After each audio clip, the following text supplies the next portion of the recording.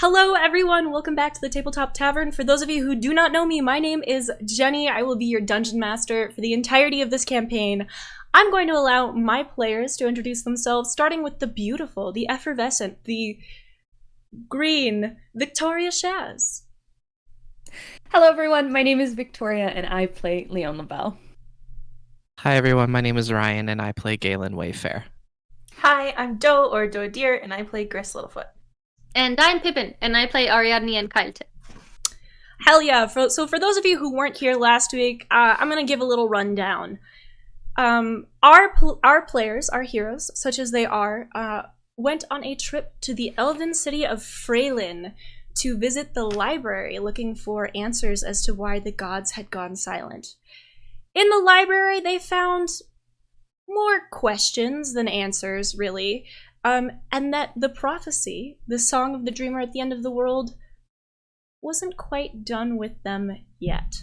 When we last left off, the party had received an invitation to a ball from the noble and handsome Marius of House Steel. Lione, excited at the prospect to see her friends, talked the party into visiting their friend Raphael, who owns a finery shop in the city.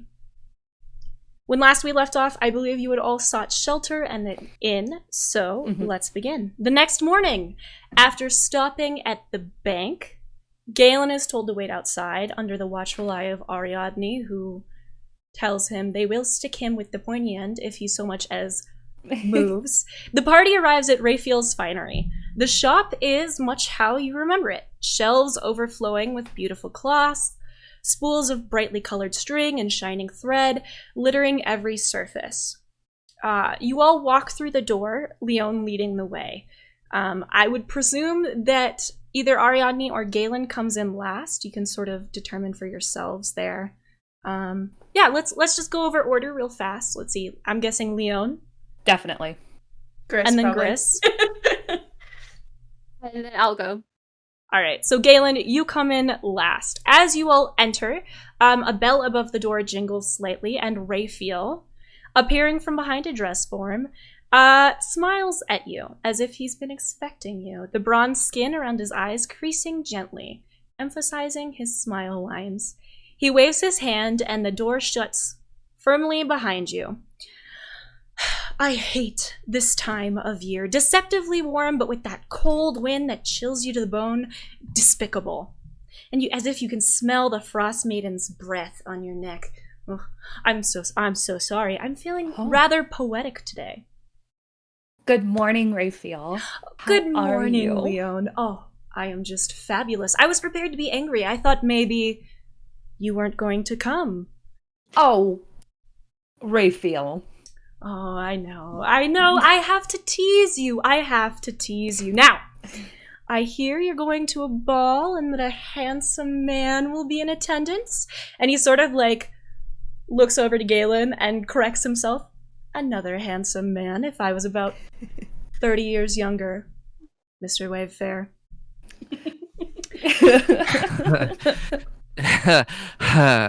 Galen sort of just like chuckles to himself and just like bows his head. Oh, no need to be so uncomfortable, my sticky-fingered friend. We're all friends here. Lione, sensing how uncomfortable Galen is, kind of chuckles and looks at Raphael and says, I see Valdethus spared literally no time, letting you know exactly what's going on. We need some very fancy clothing. Yes, of course. He also told me not to undercharge you, and in fact to overcharge you. Please do. Okay, I thought I would run it by you. He's always telling me to overcharge people. He spends most of my money. Shockingly, being a librarian doesn't make a particularly large sum of money. I guess I could understand that. And Lione kind of thinks about it for a moment and is like, I guess there isn't much. Well, it's not a very lucrative business, probably. This things she literally has never had to consider in her life. Gris is like, well, when you're just giving things out and expecting them to come back with no fee whatsoever, of course there's no money involved. Well, I mean, Yeah. he's paid. It's more of a passion for him. Not that I don't love what I do. I just, sometimes I deal with less than savory customers, and really he at most has to deal with bards. Oh. Lione, like, a shiver kind of like rolls down Leone's spine, and she's like, "That's bad enough. That's bad enough, Raphael." All right, my lady. So, you are attending a ball. You've brought your wonderful Yes. friends with you. Miss Littlefoot, you are as lovely as ever. And he sort of like kneels down, approaching Gris, kneels down, takes her hand and kisses it gently.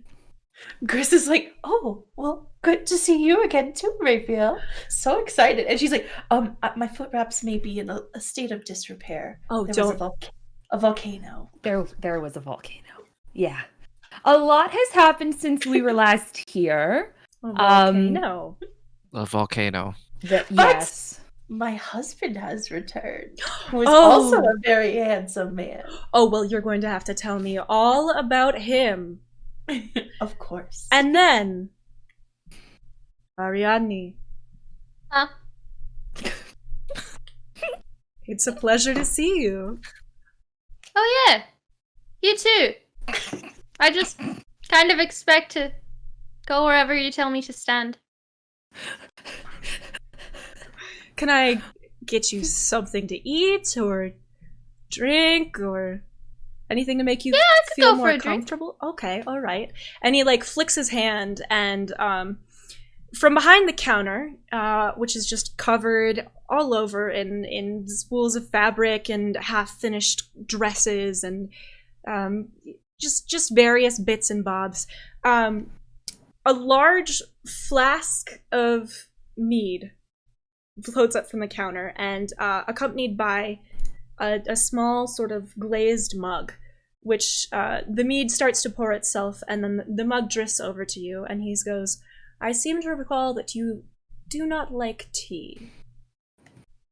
Ah, it's not that I don't like it, but I certainly have a preference as I take it out of the air.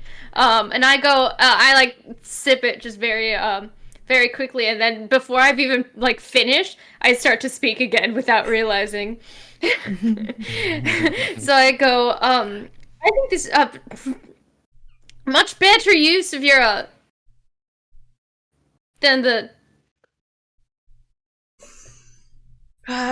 Ariadne, I expect you're going to be the most challenging one for me today, which is interesting. I told you I'd stand where you told me.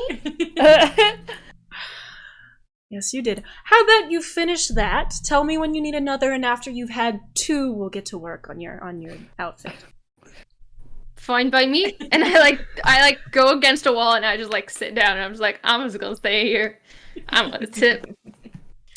He nods and sort of takes a look at the party, and his eyes find Galen. He goes, "We're going to start with you." Oh, lovely. And well, I remember Valditha saying you should put him in blue. my husband Yes. has exquisite taste. He chose me after all, but he's right. I insisted on blue last time. But, and he sort of like takes a step back. Galen, he's sort of like positioned you so that you're like T-posing in the middle of the room. And there's some, what look to be sort of hand-fashioned tape measures floating through the air, stretching themselves the width of your arms and your height as he speaks. He says, "Seeing as we are no longer strangers, Mr. Wavefair, you will wear blue this time, without protest." Yes. Galen, can you roll a perception check? Leone is like gently clapping in the Oh background. no.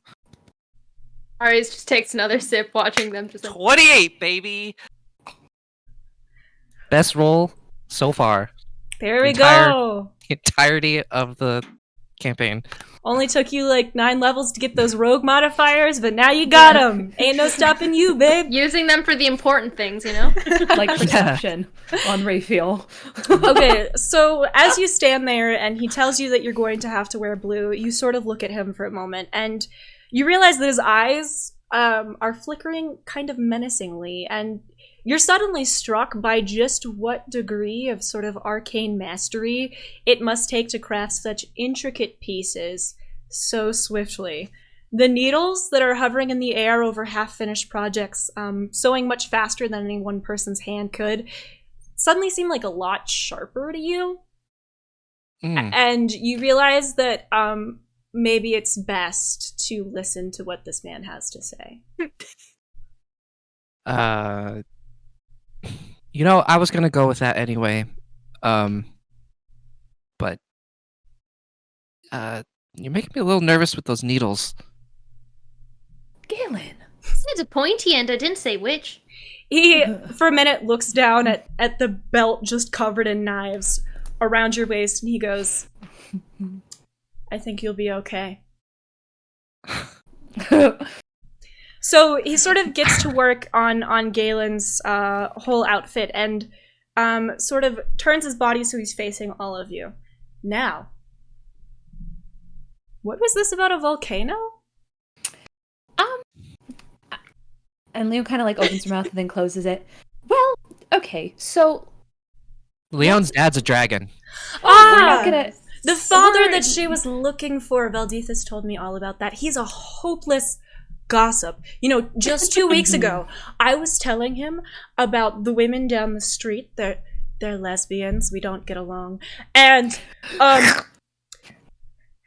I was telling him about how I overheard a fight in their front yard, and he had the audacity to accuse me of gossip as if he didn't tell me just 3 months ago about the fact that he'd run into a half-elf girl looking for someone important. And he like sort of stops himself. And Lione looks at Raphael and is like, so is it safe to assume that everything I've spoken about to Valdethus you already know? Oh, there are no secrets in a healthy marriage, my dear. Gris is just like chuckling and wherever she's standing, like, oh goodness. Your halfling friend can tell you when you meet a handsome man, it's hard to keep secrets from him. Gris nods and she's like, even now I send letters to Reese daily just to update him on everything going on. She understands. Lione is like, yeah. So, when you last met us, we went and saw Valdethus right after, and then we headed off. We made multiple stops, lots of places that we needed to go. We were in Aquara for a little bit.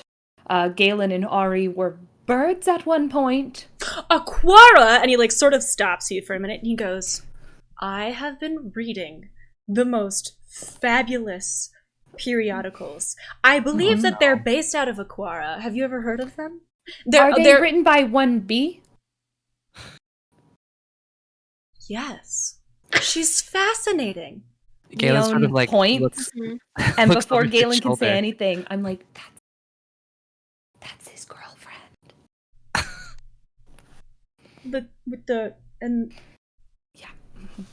Yeah, surprise whistle.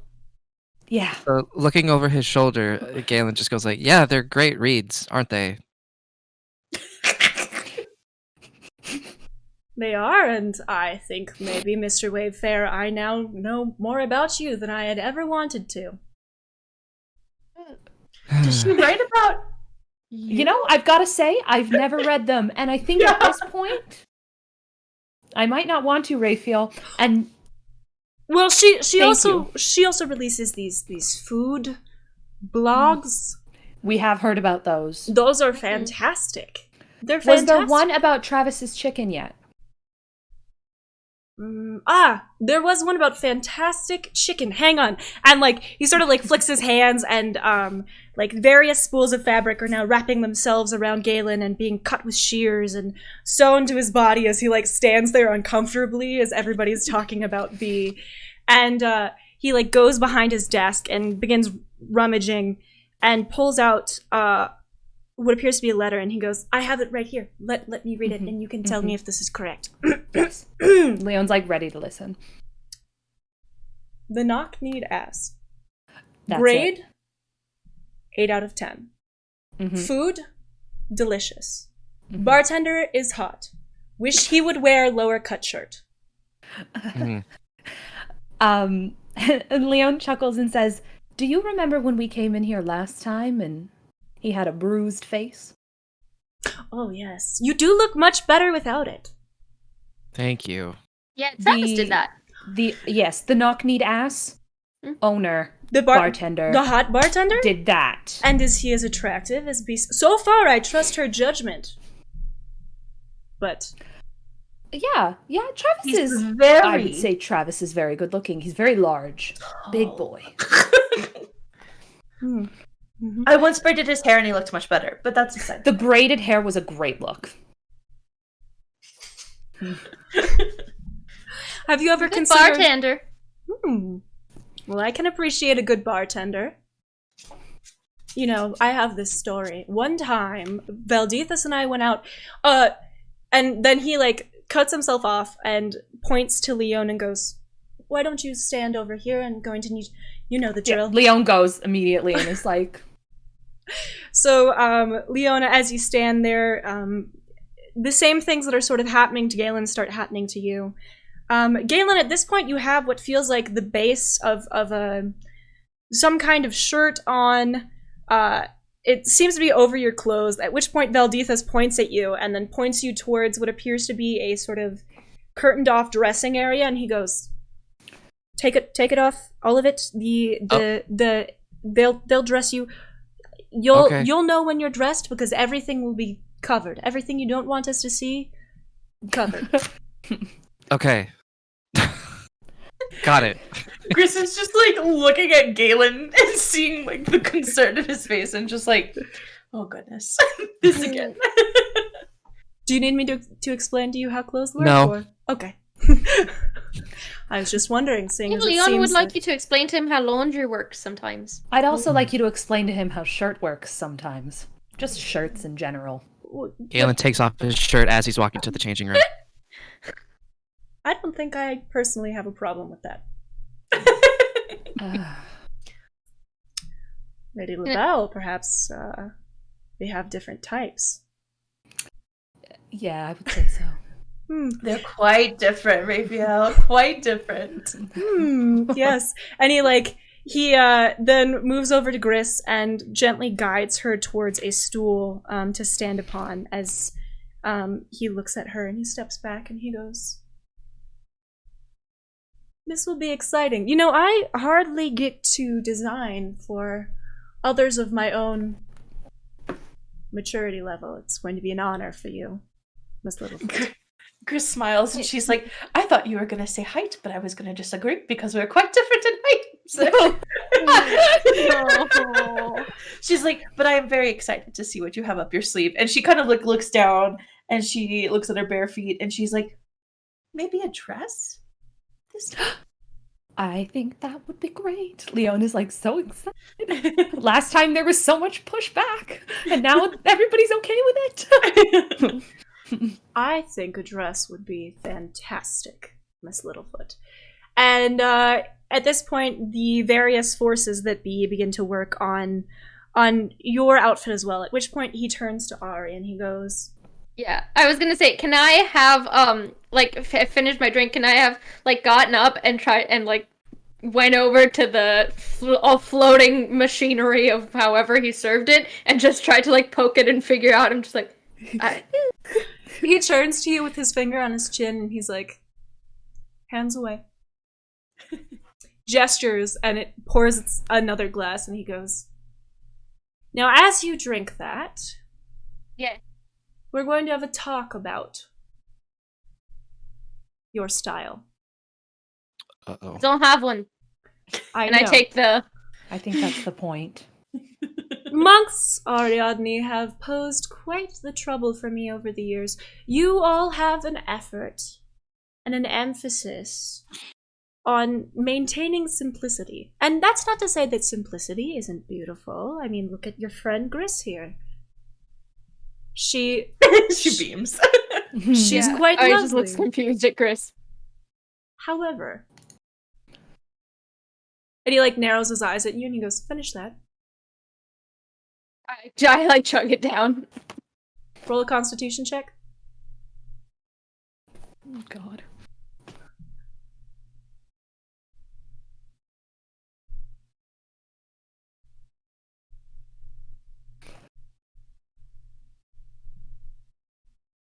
Are you gonna do it? Ha! 3 + 2, 5. Oh, no. You're feeling just a Wow. little bit tipsy. It's fun. It's like a good buzz. It's a good buzz. It's pleasant. It is about 10 o'clock in the morning, but you know what? This one Ray feel encouraged, so like Lione can't be mad at you. He lands next to you, feigning pensiveness, and he goes, I don't think you're actually thinking when you do that, you know. "Oh, Ariadne, as you know, the older you get, the less you have to think, because you've seen the world, and more." And he sort of like looks You're at you not one wrong. more time, and he goes, "Is there someone you would like to look good for, Ariadne?" Well, yeah, but she's not here. "What's she like?" And he pours you another glass. Hate it. She's never complained. All right. Confusion. Gris is like eyes wide, like, should I say something? Should I just let it go? And Gris is like, makes a great mushroom stew. Is this Very within fine. earshot of Galen? Oh yeah, you guys can all hear this. Galen, at this point, you were probably, as this conversation is going on, you step out of this curtained off area to see Raphael leaning next to Ariadne, looking at them pensively. He's trying to look back, like, just as pensively, but just in confusion. There is nothing behind the eyes. He nods. He nods. He goes, "What color are her eyes?" Oh. And, like, Ari blushes a little bit. Well, why do you want to know that? There are colors that complement each other, and I thought perhaps if you had something nice to wear, perhaps to take a nice young woman on a special outing, you might want them to complement her eyes. That's all I was thinking. Their eyes at right now. I'm just like, fine. But I'm not gonna find the color of Lily's eyes in my notes that quickly, so just give me a second. They are green. That's what I figured, but I was like, I'm not gonna remember that. I'm gonna lean up, and I'm just like, they've all seen Lily, they know her eyes are green, but I'm still just gonna lean, like, tiptoe and whisper it. Upon Ari doing this, Lione kind of looks at Gris and is like, they realize we've all seen her eyes, right? Gris Can I hear that? Gris Go just ahead. shrugs and like smiles, like at least she's talking about, like, you know, at If I least we're hear getting that- Lily information. If I hear that, and I like turn still like eyes squinty and just go, well, you certainly better not be spending as much time looking her in our eyes as I am. That's for sure. Lione looks at Ari and is like, do not worry. Don't even worry a little bit. I just take another sip of my drink. Gris is like, well, it's easy to remember that they're green because Lily owns the wildflower, and the stem of a wildflower is green, and her energy is kind of green too. And Gris just kind of trails off to a deep, like, analysis of Lily. Leone's nodding and is like, that was a bit more of a leap than I expected with the stem. No, it makes total sense. But Ari, why am I not surprised? And she just lets it go. It's like, okay. He sort of steps back, looking at Ari still, and walks expertly backwards, despite the cluttered nature of the shop, to stand next to Galen, and goes, "I think maybe a burnt orange. What do you think?" Galen sort of like puts his chin in his hand and is just like, sort of feigning inquisitiveness, like looking at Ari, and is like, I think that's a great idea. You don't even know what burnt orange is. He has no And I idea. just pipe up. I like look down at myself and I pipe up and I like turn to Lione, thinking she told him, and go, okay, the burning of the thing was a necessary endeavor. It's not my fault.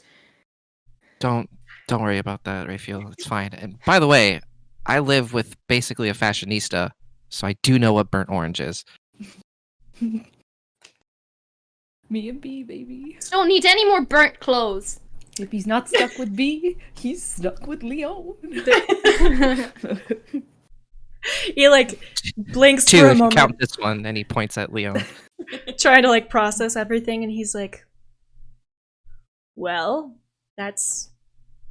I'm proud of you. I am proud of you." At which point he snaps his fingers, and Ari, the cup starts to float out of your hands as various spools of fabric begin to wrap themselves around you. Tape measures begin to appear. At this point, he turns to Galen. Galen, you look down and find that somehow you are now wearing a complete outfit. How? Wait. How? You know what? I'm not even going to question it. A magician never reveals his secrets. You're right. A wizard. Rogues don't either. Yes, well, sometimes yours are a little easier to guess. Especially if Okay. they're behind locked doors, I say as I'm like, Seems like there's a story there. Why don't you tell me it as I put the finishing touches on this? And he sort of like steps back to take a look at Galen. Galen, you find yourself the center of attention as the rest of the party has turned to look at you, presumably with a mix of judgment, apathy, and genuine joy and admiration. From Lione, Ariadne, and Gris, respectively. Galen is now dressed in a blue doublet, which is garnished with golden embroidery. Upon closer look, you can see that it's actually the waves of the ocean and various fish that have been carefully sewn along the seams and over the front of the doublet. He is also wearing a fitted collar shirt with gold buttons. Whether Galen or Raphael has chosen for it to not fully button all the way is not quite clear, but it does suit Galen. He also is dressed in a pair of black pants, much nicer than the black pants he tends to wear, which have golden seams and the same color thread as the rest of the embroidery. Raphael has always also managed to dig up what appears to be a leather belt for him with a large golden buckle and a set of dress shoes, which Raphael gestures to and says, I hated his boots. Thank you. They were, My mother Yeah, I gave me know. those. well, I've cleaned them, and they are on the counter, and you can take them when you leave, but if I find out that you wore them to the ball, I swear to God, Galen, I swear to God, I have been subscribed to that woman's periodicals for 6 months, and I will write to her. You don't have to worry, Raphael. That being said, you can always write and tell her to tell Galen that he's a dumbass. That's what I do. Leon looks at Ari and is like, call Galen? you write B about that? Excuse me. Shark boy. Yeah, and I turned to Galen and I like chuckled and smiled and I was like, well, I'm not going to address it to you. Yeah, it just sort of has like a what look on his face. And he's like looking pensively at Galen for a moment and mutters to himself. Everybody roll a perception check.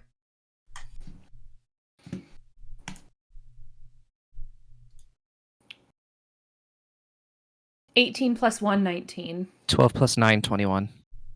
Your perception is plus 9? Mm-hmm. Oh my god. I rolled a critical fail, so 1. 15 plus 6, 21. All right, so Gris, you are distracted by what appears to be a pot of mushroom tea that you have just noticed sort of nestled among the items on the counter, and you're sort of like inching your way towards it, so you don't really hear what Raphael says, but he steps back and looks at Galen pensively and says, softly, almost to himself, So much like the ocean, rough on the surface to conceal hidden depths.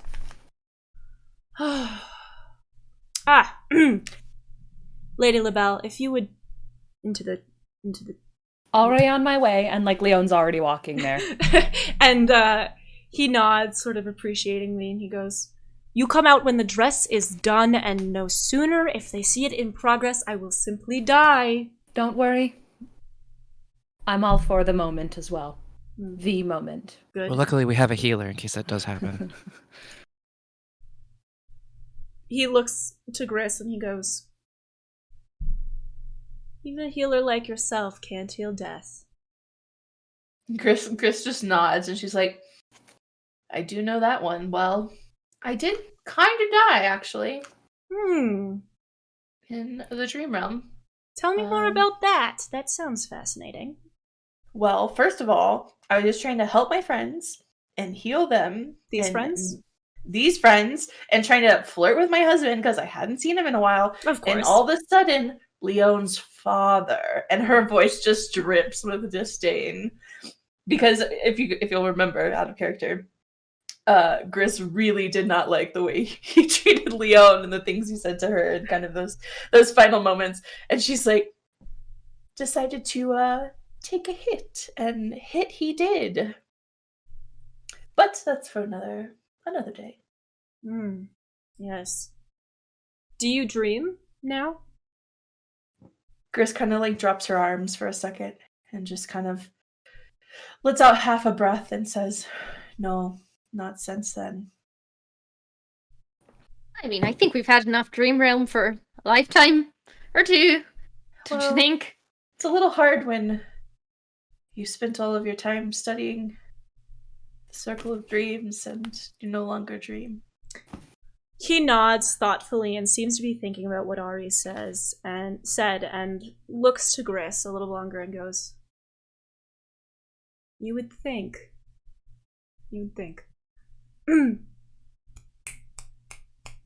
Lady LaBelle, please. And Leone kind of like dramatically opens it and steps out. I muse, it is so wonderful to have you back in the store. You really must come to the capital more often. Really, there's no reason not to. I mean, you're an elf after all. You can get through easily. But It's not far from Eylas either.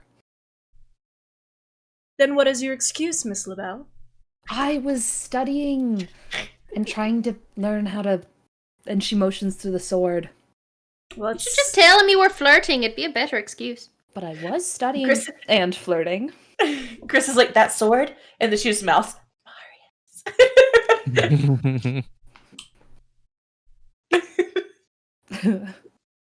I do like a man who knows his way around the sword. Now. And Leone, he sort of gestures to you as if he wants you to pose. Leone definitely does pose. And he gives like a big flourish to the rest of the group and says, Do you see my masterpiece? Galen just starts clapping and is like, "You did it again, Raphael. You did it again." Gris kind of like clasps her hands together and like looks Leone up and down, and she's like, "It's so different than your usual red." So, you all sort of take a look at Leone. At this point, by the way, Galen, Raphael looks at you and goes,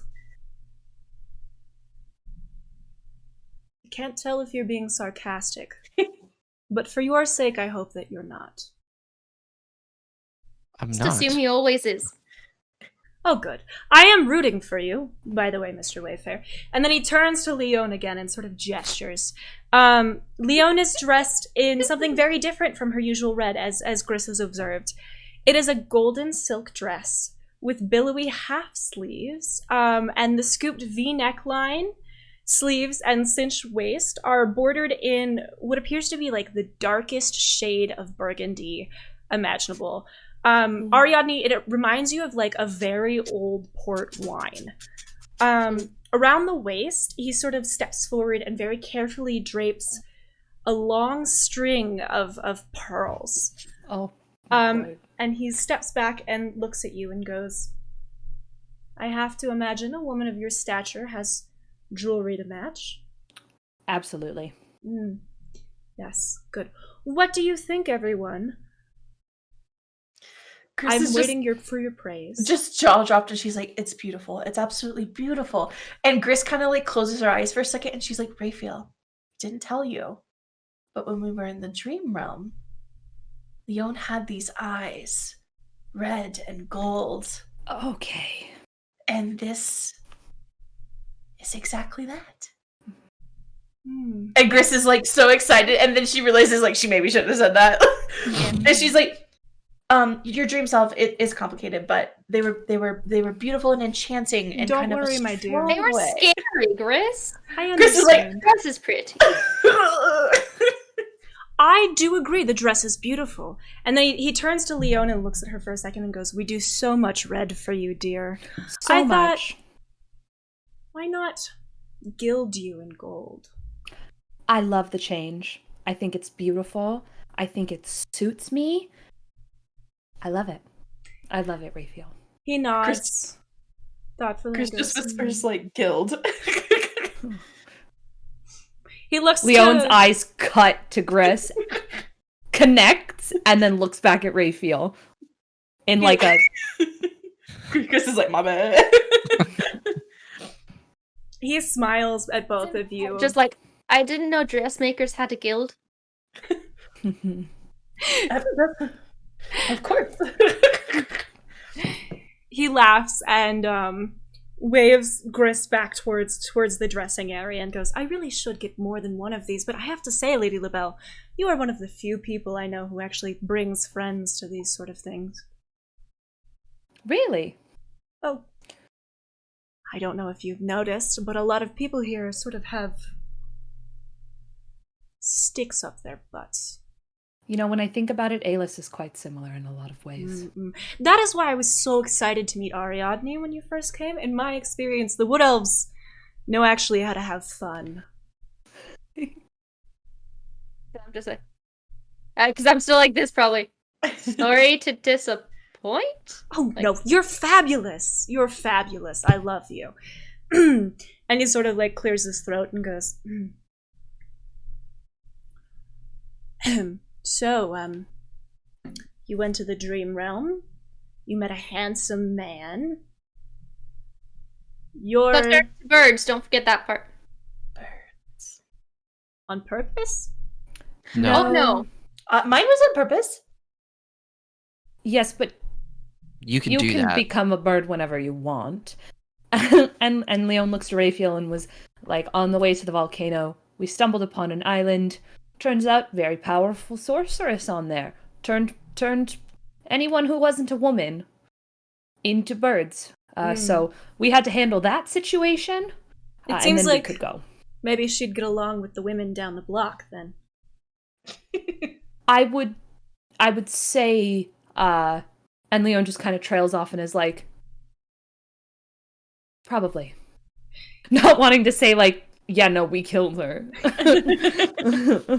He nods thoughtfully and looks at you for a moment longer and goes, "I see. Lady Littlefoot, if you would make your grand entrance." And he does like a little hand thing and there's sort of a shower of sparks. And he goes, "Sorry, I'm just very excited. I don't get to make these kinds of things that often." Gris is like, "Lady," and she's kind of steps out and does kind of a like ruffling of the skirts of her dress, kind of excitedly because it's not something she usually wears, and does like a little twirl. Gris knows how to show off every now and then. He sort of applauds in a big circle as you, and he goes, "Oh, Leone is also applauding. I am a genius. I just think you should all know I am a genius." You are. And Leone is he nodding. does sort of another dramatic gesture to Gris, and and as he does so, sort of gestures to the shoulders of her dress. So Gris is wearing a green dress, also covered in delicate gold embroidery. You can see sort of leaves and forest insignias upon it, and he goes, I don't know if you noticed, but I paid special attention to the things that you all like. Lione writes me. She's told me much about you. which is why I didn't call the guard when Galen came in. The dress is cinched at the waist with pale gold silk and is sort of fitted over a cream-colored shirt, cuffed in the same green and gold as the dress itself. And where he's gestured to the shoulders is a thick layer of what appears to be fur. And he goes for warmth, and he sort of kneels down to Gris, and he says, I've found, as I grow older, I am less and less accustomed to the chill this time of year, so you can remove those and put them over your typical garb, if you so feel. And then he also wraps around your shoulders, as he's kneeling down, a burgundy cloak, held in place by a golden pin. As you look closer, Gris, you notice that it is in the shape of a chickadee, with a single tiny emerald glimmering in the eye. Gris kind of touches the chickadee, and she's like, that's how you knew. Because she was, as in the dressing room, kind of noticed it. And she smiles at Lione, and she's like, I love it. And she just kind of touches the fur, and she's just kind of in awe of all these textures. And just kind of, yeah, go ahead. He sort of giggles and shakes his head, and he's like, no, Lione doesn't tell me everything I know about you. Then how did you? Don't worry about it. You look fantastic. Gris is like... Yeah. She's Ari just goes, shocked. You always say ominous things like we shouldn't follow up questions with them. And I understand. But still. It just chuckles. Ariadne, stop making clever observations and go change. I don't think, as I'm walking, I don't think observations need a qualifier. That's why they're observations. And then I walk in. Gris He shakes his chuckles head at and he's Ariadne. like, young elves. Sorry, go on. Gris chuckles as Ariadne walks away, and she kind of touches the tails of the cloak, and she's like, I know you said not to wear it over my normal clothes, but I really like this reveal. I just might. Oh, you absolutely may. As I said, it gets quite chilly. I don't like it. Gris nods, and she's like, it's also very chilly when you're very small. I can imagine. Yes, of course. Well, I'm sure your Triton friend doesn't mind it, so if he ever has any extra clothes, just borrow them from him. From what I hear, he likes to be shirtless, and personally, I don't mind. Gris, please. I'm married, not dead. Surely you understand the difference. Gris nods, and she's like, I mean, the first time I saw him do that Triton thing, I too was impressed, Raphael. I too was impressed. And she just kind of smiles distantly at Galen. Lione kind of chuckles under her breath and says, I'm actually pretty sure that's exactly what Gris said. So at this point, the three of them are sort of all looking at you, Galen. Two of them very fondly. The third is Lione, and she's sort of giving you her patented, hi, Galen face. I think at this point I'm just not paying attention and just doing little water tricks while everybody gets dressed. And then just look up and just oh, and just make the water disappear. Mm-hmm. Leona's just nodding yeah. Gris kind of turns to Raphael, and she's like, he really has warmed up quite a bit, I have to say. Hard to tell, but he's changed. Yes, well, even the prickliest among us have soft hearts, Gris. Gris just nods, and she's like, although most of it's probably me. Yes, well, love can make you softer. And he does a little hand thing, and the curtains snap open, revealing Ariadne standing there awkwardly, having just finished gotten dressed. Mm-hmm. Did I hear gasps. that? Okay. I don't even know what it looks like yet. She's gasping. So Ariadne is dressed in a light maroon tunic accented in gold, with a orange wrap sort of over their shoulder and around their waist. That's decorated with intricate embroidery in the same gold thread as the tunic, just sort of glittering along the edges of this wrap. Also, as you step out, he presents you with a pair of burnt orange shoes. And he says, if you wear wraps to a ball, Lione has my permission to kill you. Thank you. I don't She has think her you have permission the to authority try. for that. Can you just wear the shoes, Ari, please? I'm already taking them from him. It's more just Lovely. like I turn to Raphael and even just go like, they need so much training, Raphael, so much.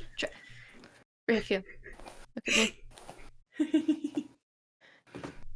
He nods, like, unblinking, like he knows exactly what you're talking about, and he goes, oh, Yeah. I'm so sorry, but all Yeah. I can offer is the clothes. I'll wear the shoes if it makes them take the hit instead. He nods again, and he's like, yes, well, you know, it's... Okay. They have a I, lot like, less slip 'em time on. to learn what we have to learn.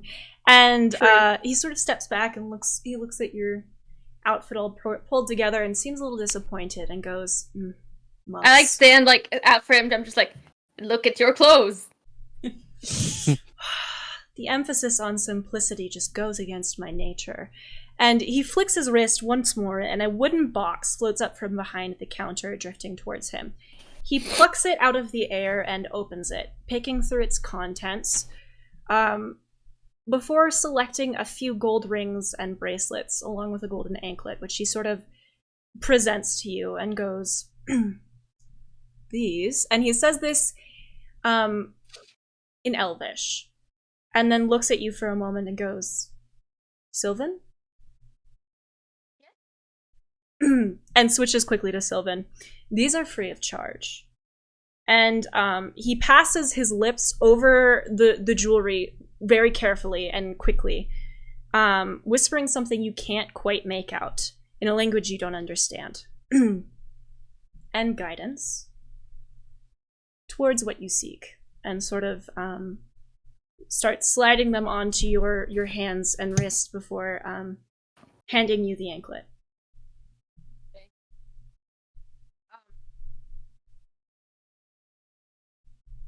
Still a little confused by what he said. But I look at them and obviously like can just see like all the craftsmanship and the sort of meaning that they must have.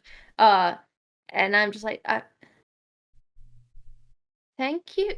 Why? The journey you walk is long, and there are changes coming for you, Ariadne. I mean, this seems like a change enough.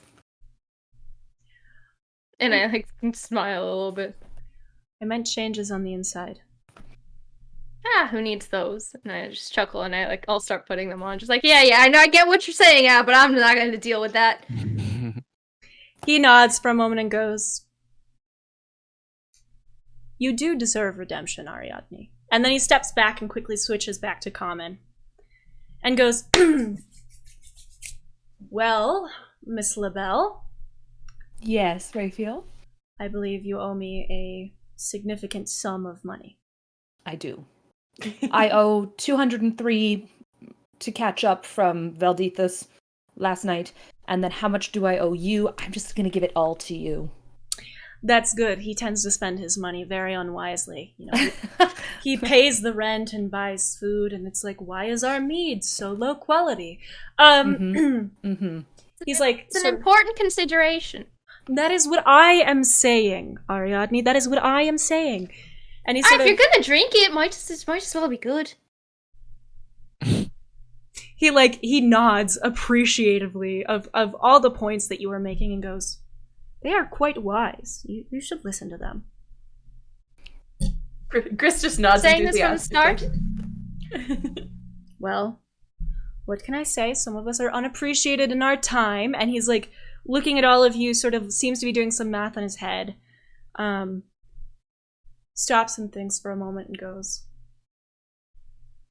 well, as you know, my muse never has to pay for her dresses. However, the pearls were quite difficult to obtain. You have to go down to the bottom of the ocean. In fact, sticky fingers, if you ever want to make some extra money I could use at fresh source. Legitimately, I don't think that's for Galen. I can swim. It's fine. He can swim. Oh, I know. Can swim. He nods and he goes, let's call it 120 gold. Perfect. So Lione kind of goes fishing in her pack, and she pulls out 323 gold and hands it to Raphael. He looks at it and he goes, I'm not going to count this. I trust that you did the math correctly, and if you didn't, well, your mother knows where I am, I know where she is, and... Yes, we're good for it. Yes. He sort of throws open the door using magic and goes, now I am sick of you, I do not want to see you, but I swear to God, if you do not keep in touch or stop by soon, I will find you, Muse. Yes, I'll be back very soon. Don't worry. And I want some like new outfits. I have like armor that I need to wear, but I want to like fashion it. You'll be hearing from me. You all start to walk out the door, and as you go to leave, Galen, he grabs your arm and he goes, if you can get me a meeting with B, I will be forever in your debt. I'll see what I can do. Raphael.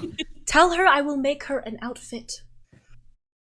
That's all I'll need to tell her. Okay. She's a very busy woman, but she'll drop everything for outfits. You chose well. Thank you.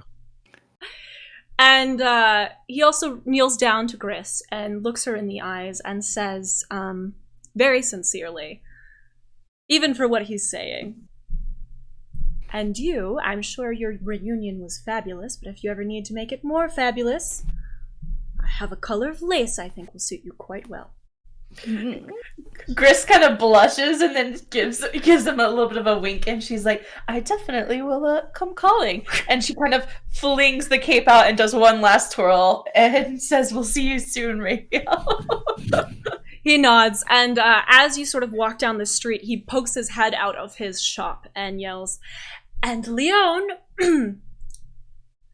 if it works out with this man and you have someone else make the dress, I swear to God, I swear to all of them, all of the gods, I will make sure that marriage ends poorly. Lione kind of calls back and is like, we're not there yet, but don't worry. No one would ever else cross my mind, Raphael. Don't even worry about it. And I call back as Lione does that, or like either on top of her or right after. I go, don't worry, they've gone quiet, so I'll make sure to enforce it, and then just keep walking. You all sort of begin to walk down the street towards the gates to town. As you leave Raphael's shop in the distance, the last sight you see of his face, his expression, his eyebrows are pressed together, his lips drawn into a pensive frown, and his expression reminds you very much of his husband, as if he's looked into your soul and seen more than he is ever willing to let you in on. Okay. So Lione wants to find a carriage or something. Have good news for to you. get us to Eylas faster. You all follow Lione to the gates. She is very clearly looking for a carriage. It doesn't seem particularly busy. Presumably, there's not a lot of exchange between the human capital and the elf capital. A lot of bad blood there still. Might have something to do with the big war that had a lot of people die in it. But you do see a merchant, and you hail him. He agrees to allow you all to ride with him to Eylas. His wagon is far less luxurious than that you rode to Freylin, and you all sort of ride in the back of this open-air carriage. You've got the various parcels from Raphael. Lione has tucked into her bag, which once again seems far too small to hold the amount of things that she puts into it. You arrive to the city gates of Eylas, covered in a thin layer of dust. The guards let you through easily, asking very few questions. And Lione leads the party. She walks with clear purpose and a lot more determined even than you're used to from her. It would be intimidating if you didn't know her so well. She leads you past the first gates and into the city's inner walls. And to the city's inner walls.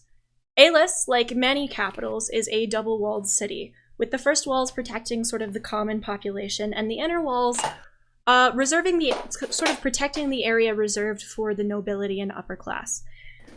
She greets the guards with a smile, and they greet her with equal deference, although they do look to the rest of her party members somewhat suspiciously, especially given their grime. They ask a few questions, most of which she sort of manages to brush off, before allowing you into the inner cities. Within these inner walls, the streets are much wider than the rest of Eylas, and paved with river stones, which are large and flat and much gentler beneath your feet than the uneven cobbling of the winding roads of the outer walls. The homes that line these roads are large and grand, partially obscured by manicured shrubbery covered in climbing vines whose lines draw the eye towards the columns and picture windows of the home's facades far too perfectly for their growth to be accidental. Lione, still walking very briskly, so quickly that Ariadne has to reach down and pick up Gris and place her on their shoulders so that really no one gets left behind in this very brisk movement through the city. Lione leads you to a grand manor, climbing the steps assuredly. You stand before a large oak door, sort of lined by columns, and the lacquered surface of this door reflects the light of the setting sun. The knocker is in the shape of a dragon curled around an egg. So, Lione, before doing anything with the door, Lione turns around and says, "Welcome to my home." Gris's jaw drops. It's probably touching Ari's head at this point. She's like, "This is your home?" Yes. All of this is the LaBelle Manor, yeah. You weren't kidding when you said it's even nicer inside. How many LaBelles did you say there were? We're a very old family. So there's a lot of you? Not right now. But it's really big. Yeah. And how many people live here? Not many. So do you have empty rooms? Is it a hotel? We fill them. They're like sitting rooms and libraries and guest rooms. But it's not an inn. No, it's the manor. It's our house. Uh-huh. I see that there's a disconnect here. Uh-huh. Yeah, it says. Leon's like, it's just the house. She's like, it's just the house. And she kind of turns around and she uses the knocker to knock on the door. If at that point I notice the knocker, I go, huh, so did you try that before or after? Leon goes, it's been like that the whole time. It's a bit ironic, I know. Oh, really? Yeah. So you had no clue the whole time that The whole time. A bit of foreshadowing, if anything. Honestly, Galen. Yeah. Gris is more stuck on the fact that you knocked on your own door, and she's like, you knocked on your own. You don't. It's a very heavy door. Yeah, you didn't knock at Valdethus' door. Yeah. Yeah, but that was a lie. I'm allowed to just walk in with Valdethus. She was late. Walk into You know if he was awake. It's fine. You can't walk into your own home. It's a heavy door. Plus, you'll see. The door swings open, and framed in the doorway is a man who appears to be between the ages of 65 and 80 years old. He is human, dressed very smartly, and stands stick straight. May I help you? Oh, Lady LaBelle. It is wonderful to see you. Good evening. How are you? I am quite well. Are these new servants?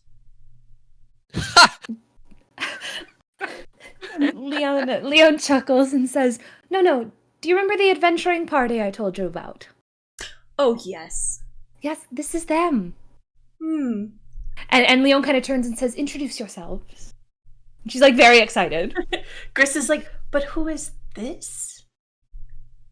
I am Bertram. Bertram. Well, it's wonderful to meet you, Bertram. I am Gris Littlefoot. And she extends her hand as she expects she should do in a royal situation. And kind of the other arm comes out in kind of a bow over Ariadne's head and is like, a pleasure to meet you, Sir Bertram. Bertram Yeah. appears, is wearing gloves, and sort of removes one and sort of awkwardly takes your hand to shake it and goes, well met. Lione looks at Bertram and is like, they don't quite understand. So close to this man, I'm just like, yeah. Hi. That's Ari. And the thief that you've brought to your mother's home? His name is Galen. Galen respectfully bows before Bertram. Bertram is the family's butler. Remember I was telling you about him? And I look up at Gris. I look up at Gris and I go, bread buying man! Could I help you buy bread? It's more than that. How much do you pay for bread here? The normal price for bread, I would assume. I just don't know how much that is. Gris kind of tugs on her tunic and she's like, I could teach you how to make bread, you know. Save you lots of money. I'm sure the cooks would love to know that. I'm sure money is the last thing that they think about here, Gris. Our chefs are perfectly capable of making their own bread, Miss Littlefoot. Lady LaBelle. Yes, Bertram. May I welcome you home? And he pushes open the door entirely and steps aside, holding the door open for all of you. And as you start to walk in, he looks at the three who are not Lione and go, I wouldn't mind if you wiped off your feet. Okay. Gris kind of climbs down from Ariadne. Yeah, I hold an arm out like usual routine at this point. I'm just like, slide. and Gris is like, Lione, where do we wipe them? I'm assuming there's like a carpet, right, as you walk in, right? There is, but it's, Gris, you're a little confused because it's much fancier than any carpet you've ever seen. Lione kind of points to that one. She's like, that's the one we wipe our feet on. Gris looks down at her bare feet on this, like, I imagine slightly posh carpet. It's and very she's like, posh. She's like, you want me to get it dirty? It's already dirty. Gris looks again and then looks at Lione and like raises an eyebrow like through her forehead. And she's like, okay. And she just gently like wipes her feet and kind of crinkles her toes in the carpet a little and just stands there waiting. Yeah. While Ari Gris has is no doing concept of the carpet having value, so they just go for it before realizing that it's like not gonna help with cloth that is already dirty, so they like start to like shuffle that off and just pick it up and I'm like, all right, I'll go barefoot. They're clean it that way. As they're wiping their feet off, Lione looks kind of like leans over to Bertram and is like, sorry. I shall inform your mother that the circus is in town.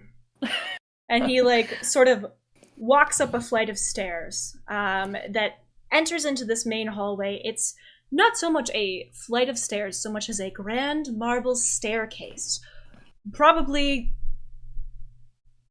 20 to 30 feet wide. The banister is made of the same marble as the staircase itself, and it is pristine, sparkling clean. Lione kind of like looks around and is like, so what does everyone think?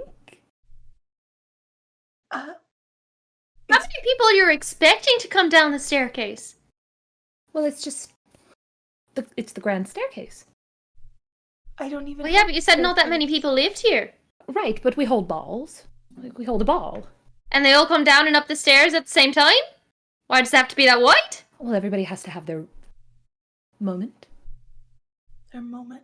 Lione. And I look at Chris. Yes, Gris. Did we offend Bertrand? No. He's just like that. He's just, yes, he's very he's very good at running the manor. He's very good at it. Mm. Gris is like kind of like sad because she sensed some like weirdness, and she's like, I read the books. I thought I introduced myself properly. He's very used to and Leone's trying to like kind of put this sensitively. She's like, he's used to only nobility or very high-ranking merchants being at the home. I thought you said you told him about us. We did. That doesn't mean he was prepared. Okay. My other It's question... not on you. It's not on you. Gotcha. If I have people watching me all the time here, I'm going to be upset. Is that a thing? No. Bertram Gris. has so much to do every day. He has to run the whole household. So He called me a thief. That means you told him. How did he know? All of us servants. he's a very good. I don't know. Maybe he could tell. Galen sort of just like gestures to himself and is like, do I look like a thief in these? We're not wearing the fancy dress, right? Behind, you are not. You took them off. You put them into Leone's bags. But behind you, Galen, you hear someone clear their throat. Uh-oh. No offense, sir, but well-respecting gentlemen do not dress as such. And you realize that Bertram is now standing behind you, having seemingly reappeared from nowhere. Galen sort of just, his face just like is flush. To cut the tension, Leone goes, do you know where my mother is? She in the sitting room? It's so funny you should ask, Lady LaBelle. And Bertram sort of like rolls his eyes for a moment. Leone knows what's coming, and she's like, oh. Presenting Her Excellency, the notoriously beautiful, the enchanting, the well-to-do, Lady Luciana LaBelle. And appearing at the top of the staircase and descending slowly with one hand in the air and the other on the banister appears a woman who looks very much like your companion. Luciana, as you have been told her name is, in many ways resembles, yes, her daughter. She is similarly built, curvaceous in a manner particularly impressive for her age, though her hair is streaked with gray, held in place by golden clips. She's dressed as if she has somewhere to go, in a dress that is form-fitting at its top, perhaps a little age inappropriate, but who's to tell her what to do, and looser at its bottom. She is also dressed in quite tall heels, with gold jewelry adorning her wrists and neck. She beams when she sees her daughter, although she does not stop her very dramatic descent down these steps. It becomes very clear to all of you where Leone got her flair for the dramatic. When she gets to the bottom of the staircase, she doesn't appear to have noticed the rest of the party yet. Her eyes focus solely on her daughter, and she holds open her arms for a hug. Leone runs up and hugs her mom. She holds you very closely, her eyes closed, very clearly excited, and says, "Oh, Leone, it is just so wonderful to see you again." Hello, Mama. How are you? I brought my friends, the ones I told you all about. She steps back and seems to pull herself back into her sort of ethereal, dramatic sense of self and goes, "Oh, well, it's so wonderful to see all of you." Gris does the bow thing again. Tries to like do a bow and also kind of a curtsy, not really sure which one to do. She's like, "Hi, it's so nice to meet you." Leone, I cannot believe you have not yet introduced me to your friends. Well, I was just about to. Leone kind of motions to Gris and says, "This is Gris Littlefoot. I told you all about her." And then Leone motions to Ari and says, "This is Ariadne and Kailta, but you can call them Ari. And that is Galen Wavefair. These are the three that went with me to search. You know what, I told you about it. I told you everything. So these are the ones that got me back safely. Well, I hope that you are as pleased to meet Leone's more pleasant side of the family. We are quite pleased to have you here. Bertram has decided to get some rooms ready for you, and I do ask that before you make use of our linens, you take a bath. I shall show you to the library, but first may I have a word with my daughter? In private. Gris just kind of smiles and nods enthusiastically. Galen just nods. He's too busy thinking to himself. He's like, I can't ever bring B here. This is way too much. He's preoccupied with himself. And I'm just turning to Gris and going like, with a stare that wide, we can all go out together. Oh, good point. So I did motion Galen over. I'm just like, okay. Luciana kind of pulls you off to the side, into a sort of alcove. It's almost like it's its own room, and it definitely would be in a typical home. However, by your standards, it is not much more than a well-decorated closet. Mm-hmm. She pulls you aside and she goes, "Are you here for Sir Marius's ball?" Yes, of course. Yes, Mama, we are. We're here for other things. We need to go, the religious thing just outside the city? Oh, yes, of course. That's where we took you to get you christened. I'm not sure if that's the proper word, but they said your name, and they told us that you would, if you were to die as an infant, you'd be fine. Yeah. I can't say I remember that, but glad you did it. Oh, honey, I'd be scared if you did. We are going to go there after, but I got the invitation to Marius's ball, and so... Do you have something to wear? Oh, of course. Remember Valdethus and Raphael? Oh, of course. I sent him the invitation. Yeah. I'm assuming that's how you got here. Yes, we were in Freylin. Raphael made us all some fantastic outfits. Mama, I'm going to be wearing gold. Oh, honey, that's going to look so good on you. It looks great. You should ask your grandmother if you can borrow her pearls. Now, I think I will. About Sir Marius. Yes. Leone, I try not to put too much pressure on you, but he is an eligible bachelor. He's very handsome, from a very good family. You would be marrying into good status, and you're not getting any younger. Oh. I'd like to be a grandmother before I die. At some point before I die. Leone, I know you don't like children all that much, but you are the last LaBelle of your name. You can just have them and hand them off to Bertram if you want, if he lives that long. God knows, maybe I won't. Leone kind of looks at her mother and is like, okay.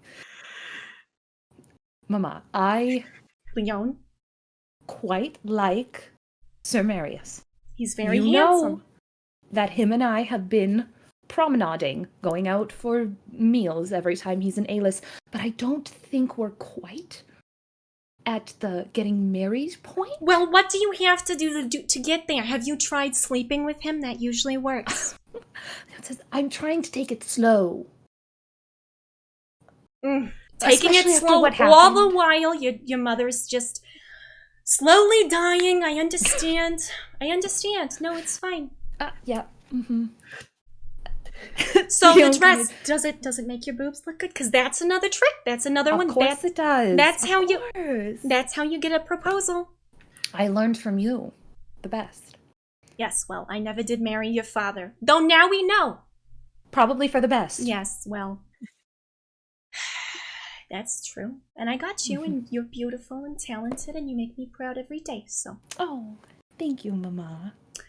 Meanwhile, over by the staircase. Yeah. Sorry, that was like the best performance we've had ever. That was great. So, do you think the baths are large? Do you think you'll drown, Gris? I Can you don't tell? know that I can get into a bath here. Oh, can find you a stool? A stool, maybe. Several? I'd say lift me in, but I don't know if I'm that. Well, you can lift me in, Ari and Galen. You can come. That's fine. What about? I just don't understand. Is it just Lione and her mother? It's awfully big for just the two of them. Well, and Bertram. Well, they've got There's Bertram, three. yeah. His personality fills another room. Do you think the cooks live here? I'm sure they do. I mean, look at this place. I mean, I've seen places like this in Aquara, but at different times of the day, and everybody was asleep, and never mind. Yeah. No, I'm sure you could really appreciate the detail in the architecture at what was it, midnight? Oh, Galen, can you tell how expensive this is? I can't put quite a number on it, but it's pretty damn expensive. Gris just nods and kind of surveys the room and looks around, and she's like, "Where do you think the kitchen is?" Oh wait, we're supposed to go to the library. I just would like a snack. It's been a while. See, but the thing is, she said there were several libraries. How did she not get lost in here? Well, Hold on. Yep.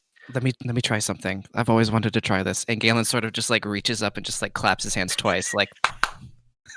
Roll for success. Gris is like, what is that? What? supposed to do? What do you want me to roll? Just a d20? Just roll a d20. Okay.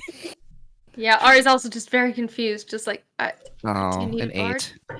It echoes, but the echo's not very good. Mm. You think maybe at Well. the top of the stairs it would be better. Maybe Bertram didn't hear me that time, and Galen moves to the top of the stairs. So as you're climbing the stairs, Bertram appears beside you and goes, Master Wayfarer, may I ask where you think you're going? Galen sort of just like turns around with like a like look on his face, like back to the party, and he turns back around and is like, we were looking for the library. Also the kitchen. I am sure that Lady Lione will guide you there. As for the kitchen, I have been instructed to go tell the cooks to begin dinner, but if you are quite hungry, I will make sure that by the time you arrive at the library, there are pre-meal rations sufficient for someone of your stature and status. Gris is like, stature, okay. Status? I'm just gonna ignore that. Thank you, Bertram. And Galen sort of like puts one hand across his chest and just bows. Ari Gris just looks does at nothing. Galen, yeah. Ari just looks at Galen just like, what are you... Maybe the Who are customs are you? different here. I don't know. Gris I don't kinda, think like, the cultures are that different.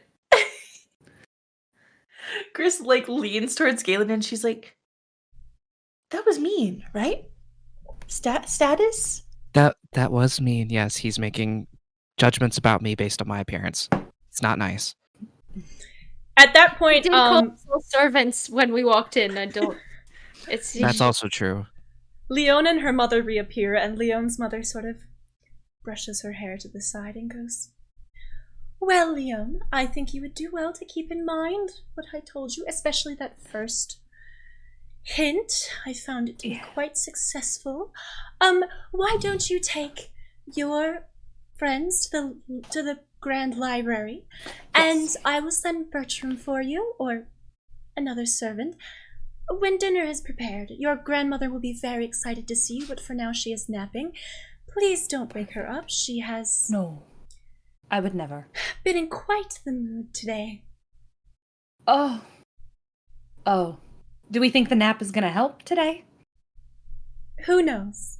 Okay. No. I will. Okay. Yep. And Liam just kind of nods and is like, y'all want to come with me? Gris just follows and she's a little crestfallen. Yeah, Galen doesn't say anything and he just follows. Head hanging a little bit. Lione kind of starts to walk them towards the library with purpose. She like wants to get them to the Grand Library before they start talking about anything. So you enter the library through a large door. It is probably 12 or 13 feet tall. The library itself is so tall, you have to crane your neck to see the ceiling.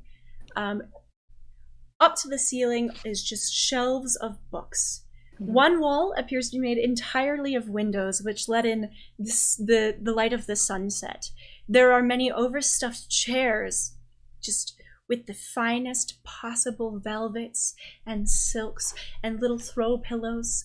There is also a low table in the center of the room, upon which is a loaf of daintily sliced bread, baked cheeses and apples and fruits, covered in some honey. Lione kind of looks around and says, "Did any of you ask Bertram to bring snacks?" Yes. Great idea. Great idea. Chris is like, yeah. he was kind of rude about it. He though, kind of just you know? assumed, but yeah. I mean, Was at the he? very least, he thinks our status and stature is worth some honey. He didn't say. Turn to Galen. He didn't talk about. He did. Did he really? He did. Yeah, Leon. Leon, have you for not been snack. listening to a single thing out of his mouth since we walked in? I think I must just be used to him. He's not usually. Well, he is kind of usually like this. I'm very sorry. Gris kind of shovels like an apple and some honey in her mouth, and while crunching says, he kind of looked at me like he's never seen a halfling before. That could very well be the case. Yeah. She just kind of Sometimes crunches. people in Eylas don't. Well, they don't leave their own bubble. Gris kind of nods. I'm one of the few who does. And I'm pretty insufferable. And she kind of like chuckles to herself. Imagine what the rest of them are like. Chris is like, not as insufferable as Bertram. He really is nice once you get to know him. Yeah, Liam, I don't think is any he of us are willing though? to wait that long. Yeah. I get it. I do. You could also just, you could just ignore him. Oh, and you'd think he'd let us. I mean, if I told him to, he would. He appeared out of nowhere. He does that. True, that was creepy. It's just kind of his thing. He runs the house. Where does he go? Well, he lives here. I In know the Probably servants' so. has. quarters. Yeah. So does everybody, the cooks live here too? They were trying to figure out how many people. Well, they live in the servants' quarters. Is that not here? Well, no, it's here, but it's not in the main house Well, where there's me and we Mama have and so many Grandmama rooms. live. There's more houses? Well, no, it's the servants' quarters. Leon's like, this is difficult for her to explain, right? She's like, because it's just like so second nature to her. She's like, it's just the servants' quarters. Gris lives in like a shack like this. Everyone's rooms are like uniform. So it's Yeah. just like, I don't. Yeah, Galen literally lives in like a rundown building that's been abandoned. So, like, Gris just kind of nods and looks up at the tall wall of windows, and she's like, "This is actually quite beautiful, Leon." This is one of my favorite rooms in the house. I've always spent a lot of time here. She kind of smiles and says, "Now I kind of get a better idea of your letters when you wrote to me. I know you Yes. spent a lot of time here." And she I just wrote a looks- lot of them here, a lot of them in my bedroom. And Leon says, the book that I mentioned yesterday, Oh yes. I found it somewhere in here. No idea what it was called. No, it was about paladins. I found it somewhere. What I suggest, About paladins while you're training to be a Oh, yes. paladin. that's I was reading. How as- ingenious. I know. I read quite a few books. Before even picking up a sword. Oh yeah, did you head hurt? No. I'm very smart, Ari. And Leon kind of says, I do want to speak with you all one-on-one. Just kind of discuss the ball tonight. So here's what I propose. We snack, and then we each... This may be a beautiful library, but... Well, not all of the Paladin books are together. Some of them are in different spots.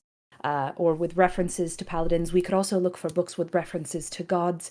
I say we split up and then I'm just gonna grab each of you. And is there like a room anywhere really close that's like a little study or like a little sit-down room or something that she can just like quickly skirt them into to have one-on-one convos with?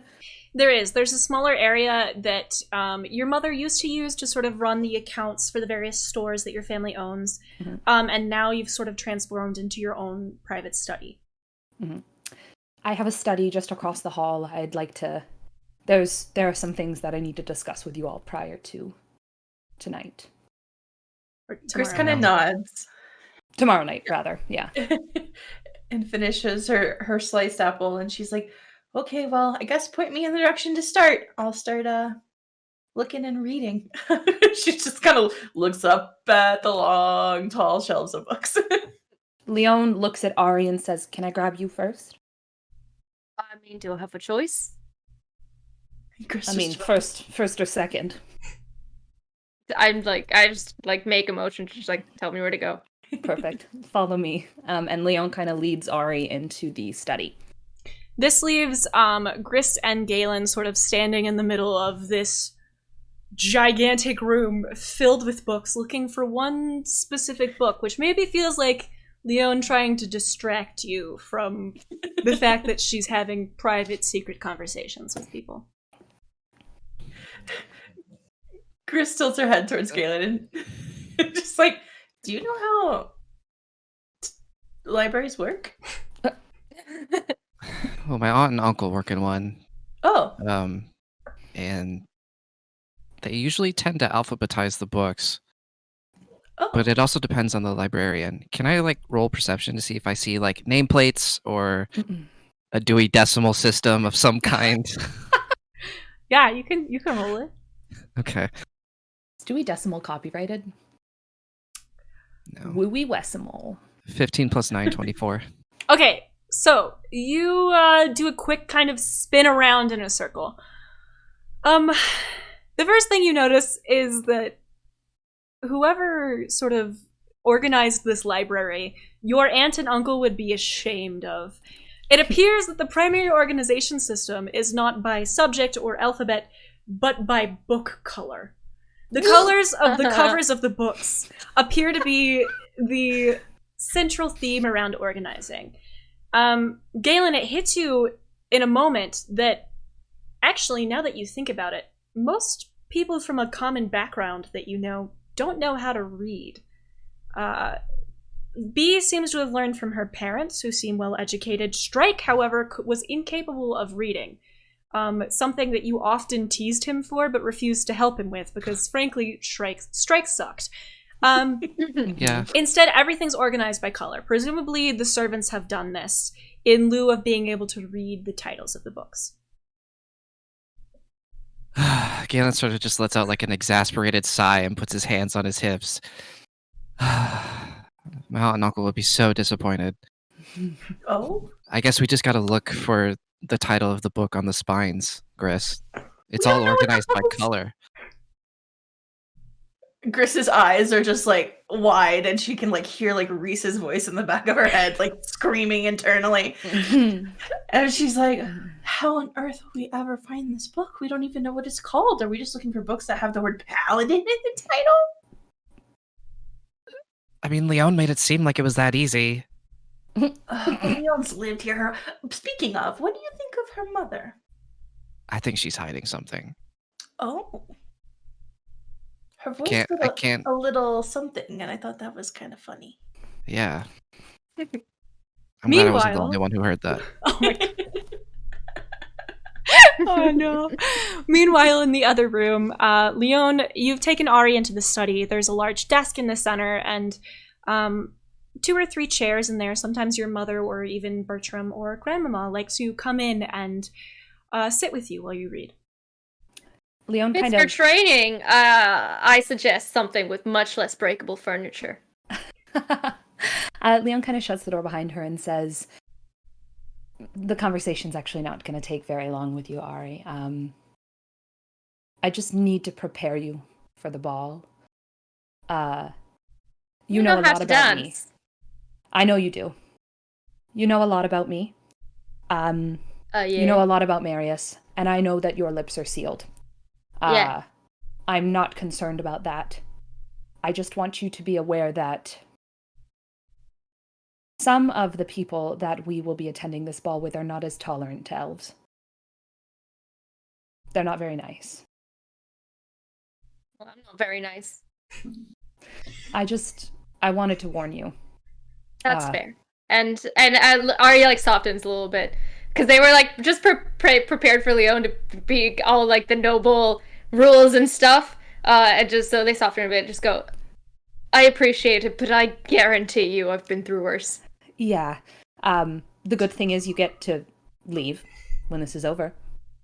True, but as long as there's drink there and Marius, I think we'll be fine.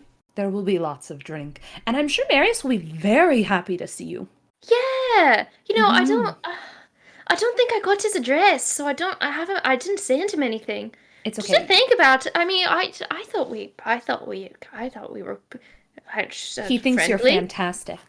And I just like stutters a little bit. I mean, yeah, he's like just very talented, obviously, and just like points at Leon's sword. So yeah, no, I mean, it'll be nice to see him, party or not.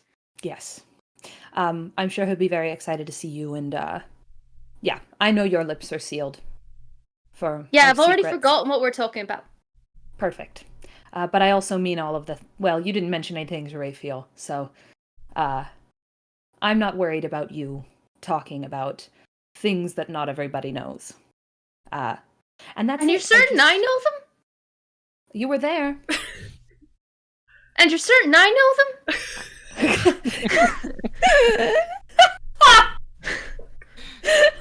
Leon's like, at this point, no. Yeah, that's a fair assumption. And she kind of says, okay.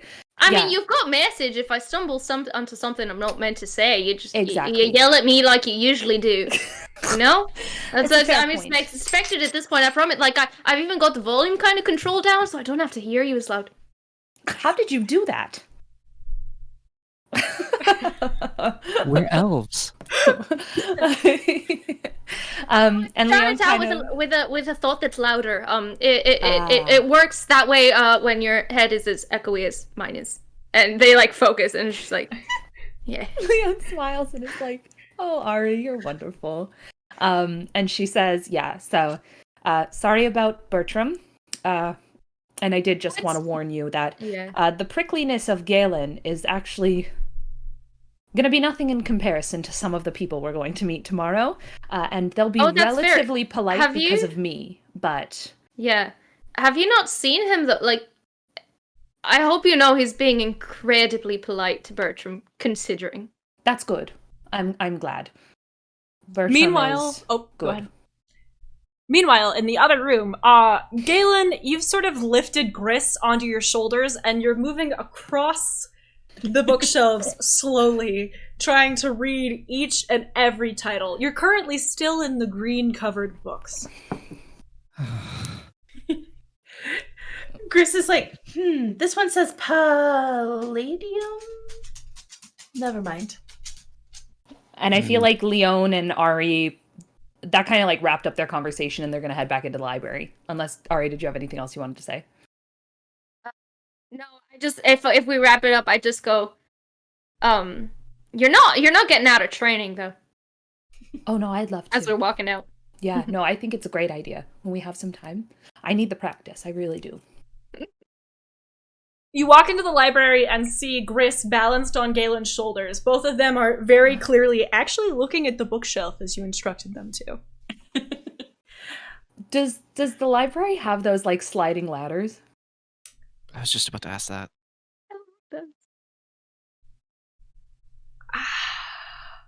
Yes.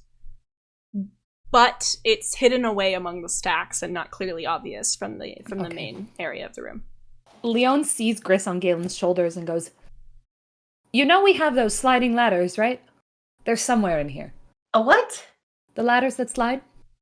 Lione, all I have to say is, why are these organized the way these are organized? Who organized this library? Galen says, like, very, like, almost angrily. It's like, who did this? Well, I don't know. It's always been like this. How do you find anything? Well, you just do. You just we don't know the name of this book. We don't have a section about paladins. We're looking at green books, and they're all about herbs and well, I'm really excited to read maybe some of those later. But there's like herbs, and then there's also some about life in Eylas and history books. And I look around, so I'm looking around for the first time, not having seen it before, like the organization system. So I look around and see them all by color, and I'm just like, yeah, how else would you do it? Thank you, Ari. I mean, yeah, you're gonna remember the color of the book, and then you can find the book. Are you telling me you remember the title of books? Yes. Yes. And Ari has like a little crisis. I'm just like, oh no. We've also never seen this book, so I have no idea what color it is. Lione, do you know? You don't know the title. Do you know the color? Do I? Roll wisdom. Just a wisdom saving throw? Check. I mean, they're both +1, so it doesn't matter. Well, that was a nat 1. So Lione, here's what you remember about the book. Okay, are you ready? Yeah. It had a cover, it had pages, it had words in it. You think it had a title, but you're not sure. And it was maybe in this library. I'm gonna be honest with you, Gris. I was reading a lot of books about the same subject. I actually can't tell you what book it was. Lione, who gave you this book? It was here, I think. You? Lione, can you summon Bertram? Maybe he knows. I was gonna say, I presume you don't put away your own books, Lione. Is that a fair assumption? I mean, usually I use Mage Hand. If I do it. Right, but do you What about usually your do mother? it? I mean, sometimes. Okay, so do you think someone who would have done it that wasn't you would remember where it went? No. I was reading lots of books at a time. Like a lot. You could ask Bertram. Bertram might know. Gris, I need to grab you, and then I'll call for Bertram when we're in the hallway heading to my office study situation. Gris kind of grunts and hands 2 books that she's had under her arm down to Galen, and then kind of like scrambles down and follows after Lione. All right, so Lione, you enter into the hallway with Gris, leaving Ari and Galen in the library. Galen, you are now holding 2 books. One of them is titled The History of Fungi in Kraylin. And the second one is called Herbs, medicinal, aromatic, poisonous. Okay. Glad to know Gris didn't do any proper research yet. As we're in the hallway, Lione calls, Bertram! Bertram sort of steps out from behind a column that you're fairly sure he wasn't behind when you walked by. Bertram, my friends are looking for a book that I was reading about paladins, and they're saying, well, one of them is saying that the library isn't organized very well, so I was wondering if you remembered the books about paladins that I was reading before I left for the festival.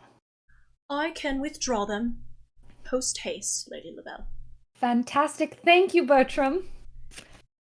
So Bertram enters into the library, and Ari and Galen, as you're standing there, he begins to remove just like a huge pile of books off the shelf. There's probably about 350 that he has placed onto the floor. He looks at you and he goes, "Very well then," and then walks out of the room. I just like flash a look to Ari and I'm like, can you believe him?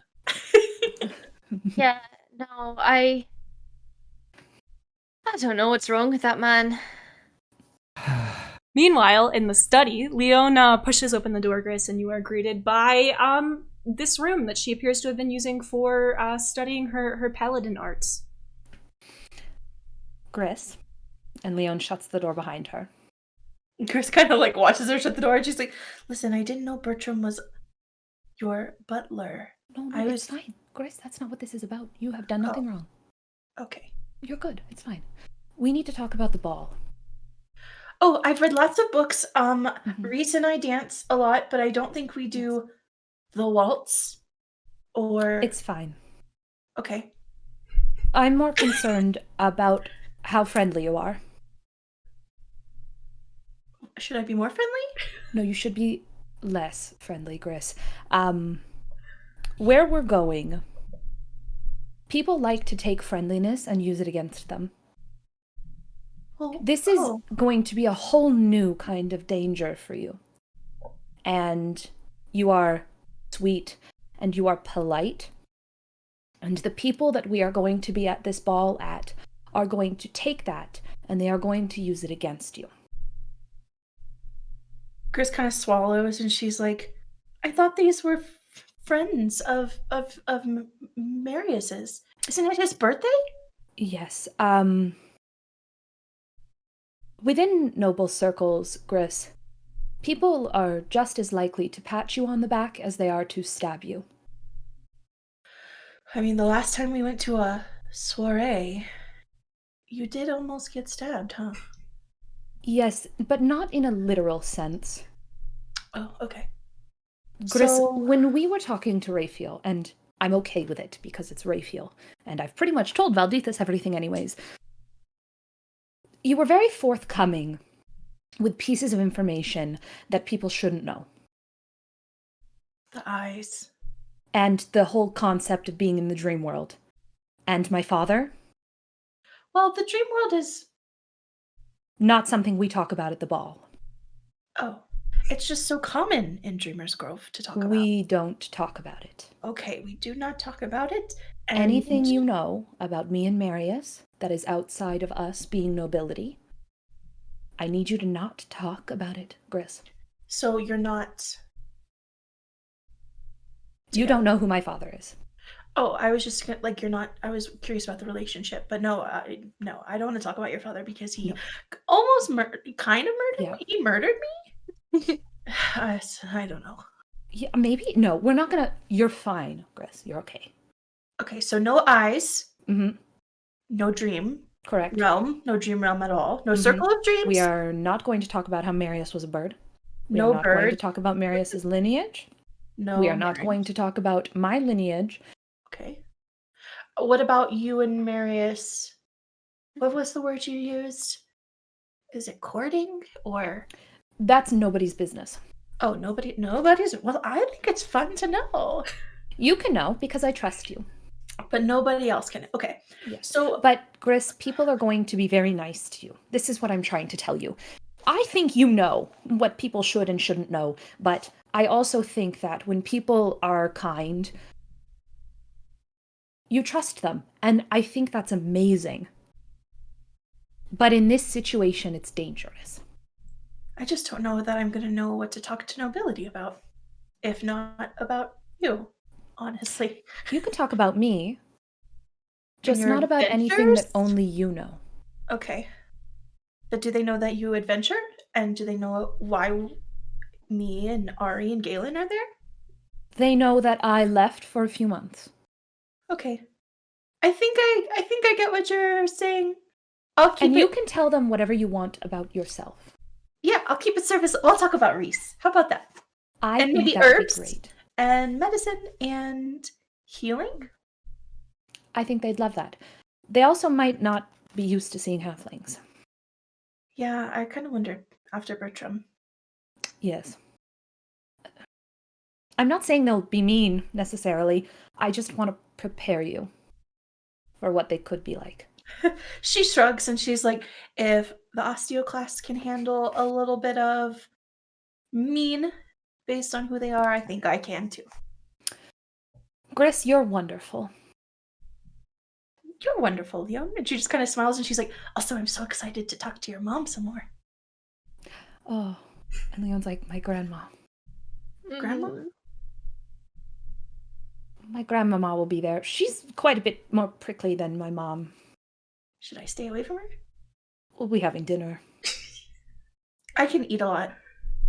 I just keep my mouth full the whole time. Just be prepared. Yeah, just be ready. Okay. Yeah. And Leon kind of like opens the door to let Gris through to head back into the library. Meanwhile, in the other room, as they're having this conversation, Ari and Galen, you are standing in front of this giant pile of books that Bertram has so graciously removed from the shelves for you. I mean, might as well. Where do you want to start? I'm just gonna walk up to them, kneel down, just like, and put my elbows on my knees and just like start reading the spines, just like trying to twist my head. See if I read anything that starts with the word P and ends with the word Aladdin. These all appear to be books about either paladins, the history of paladins, soldiers for the clergy. They're all books about paladins. So I turn back to Galen and go, well, that's all I had. Okay. And Galen sort of puts the books down that he was holding onto like the little table, and goes, well, how is the pile? Like, are they like stacked up, or is it just like a pile of books? It's sort of horizontally spread, but they are sort of stacked on top of each other. Okay. It's about 20 books wide by 5 feet long by 3. I'm sorry, by 5 books long by 3 books high. Oh Lord, I can hear my family screaming in my head. Okay. Help me make this pile a little bit neater, please. Okay. And Go for it. We'll start just like stacking them up. Yeah. Alphabetically. Wow. Okay. You begin stacking the alphabet. Can we get both of you to roll for... This is going to be an intelligence saving throw.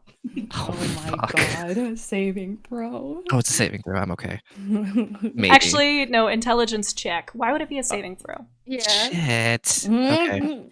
11. Plus 0, 16. so 11. So 17 minus 1, 16.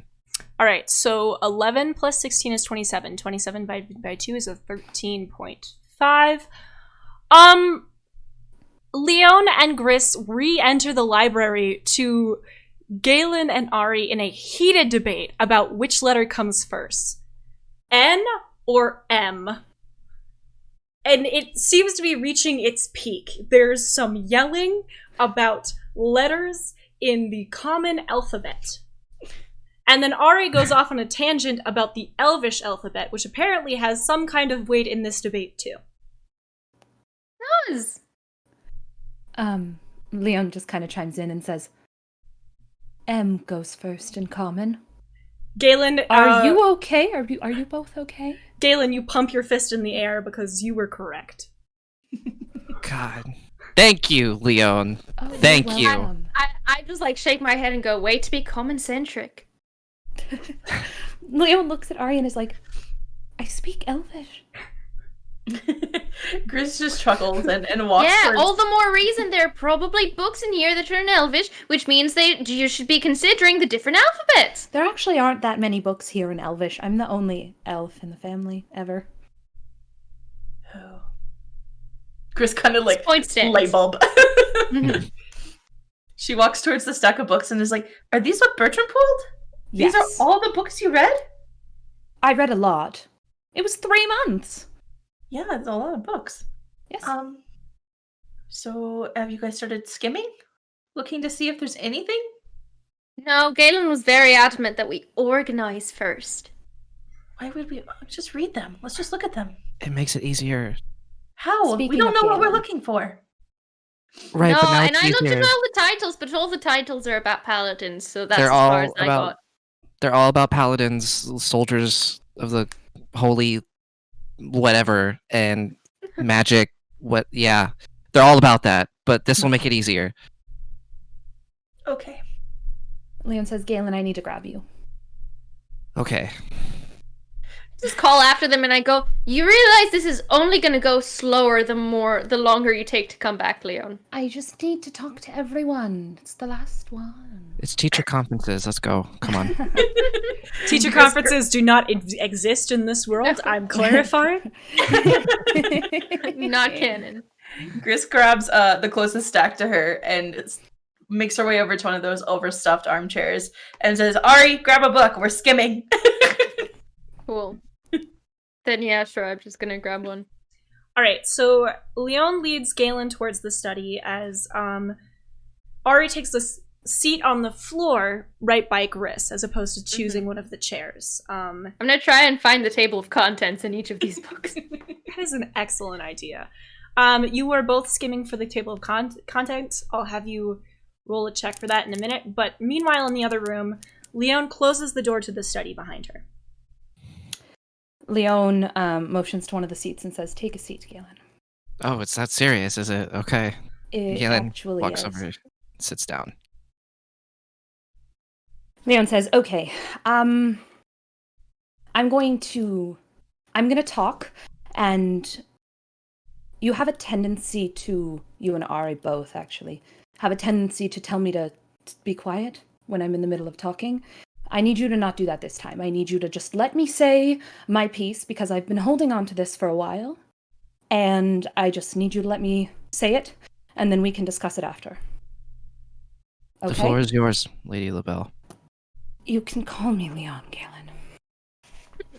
Lione says, "Galen, when we met, I'm pretty sure you were planning on robbing me, but I took that aside, and we headed to Freylin together. And on our second night of knowing each other, someone tried to kill me. And you and the others took it upon yourselves to actually save me, which was very nice. And it made me think that perhaps you were not necessarily the person that you made yourself out to be at first.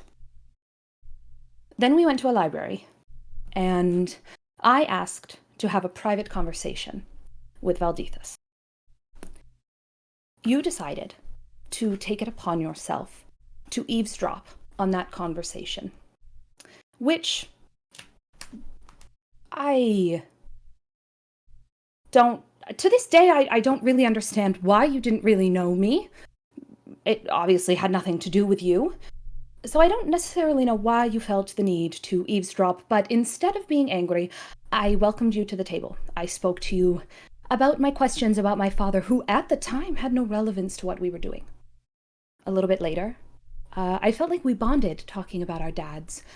And then, on the way to Aquara, I started asking questions as to whether or not my father had anything to do with the greater story that we were telling right now. And I confided in you because I trusted you.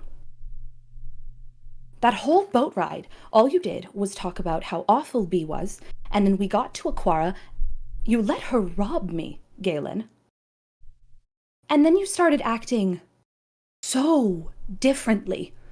You were acting like you weren't one of us, like you weren't part of the crew. And then when I called you on it, when I asked you why you were acting so differently, Galen, instead of just saying, "I don't want to talk about it right now," you took the secret that I had told you, and you used it against me. Galen, I can't trust you with secrets because of that. You took the one thing that you knew about me, and you used it to stop yourself from having to talk about something that you didn't want to talk about, something that you shouldn't even have known in the first place. You took it upon yourself to eavesdrop, and then you took it upon yourself to talk about something and make me sound like I'd been hiding it. It broke my trust in you, Galen. And, you know, I trust you to fight by my side, but I can't trust you with secrets right now, and where we're going, Galen, money doesn't matter here. Secrets are currency. And so I'm nervous because you have shown me that the one secret you knew, you were willing to forsake it and tell other people about it because you didn't want to talk about yourself. And where we're going is they're going to ask you questions. They're going to be kind. and they're going to be sweet, and they are going to try and get answers out of you, and they're going to ask about you. And you know things about me. You know things about my father. You know things about Marius. You know things about Marius's lineage. Things that these people can't know. You get to leave here after this. But Galen, if you expose our secrets, you could destroy our lives. And so I need your word that you aren't going to do what you did in Aquara. If the word means anything. I need to know that you're different now, that you're better than that. I need to know that you aren't going to destroy my life and that you aren't going to destroy Marius's life because you don't want to talk about yourself when somebody asks you. And they will ask. Galen sort of sits, like, scoots himself to the edge of the chair with his elbows on his knees and, like, his fingers, like, intertwined with each other. And he said he's kind of feeling sort of just like he wants to get to the point, really. So he kind of just like looks at Lione and says, I don't know about you, but I'd like to think that I'm a different person than I was when I had only known you for 4 days. 2 weeks. 2 weeks. 4 weeks. Whatever. Lione says, Semantics. Galen, I want to believe that as well. For a very long time, I lived on a principle of my trust once gone is gone forever, but I want to believe that people can be redeemed. I want to believe that redemption is possible, so I just need your word that you're not going to destroy my life, that you're not going to destroy Marius's life.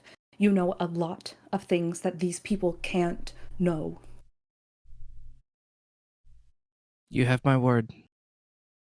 Thank you. I'll blend in just like the rest of them. They're probably going to ask you a lot of questions, Galen. That's fine. I'm exotic. I can just make up stories out of thin air. Okay. Well, thank you.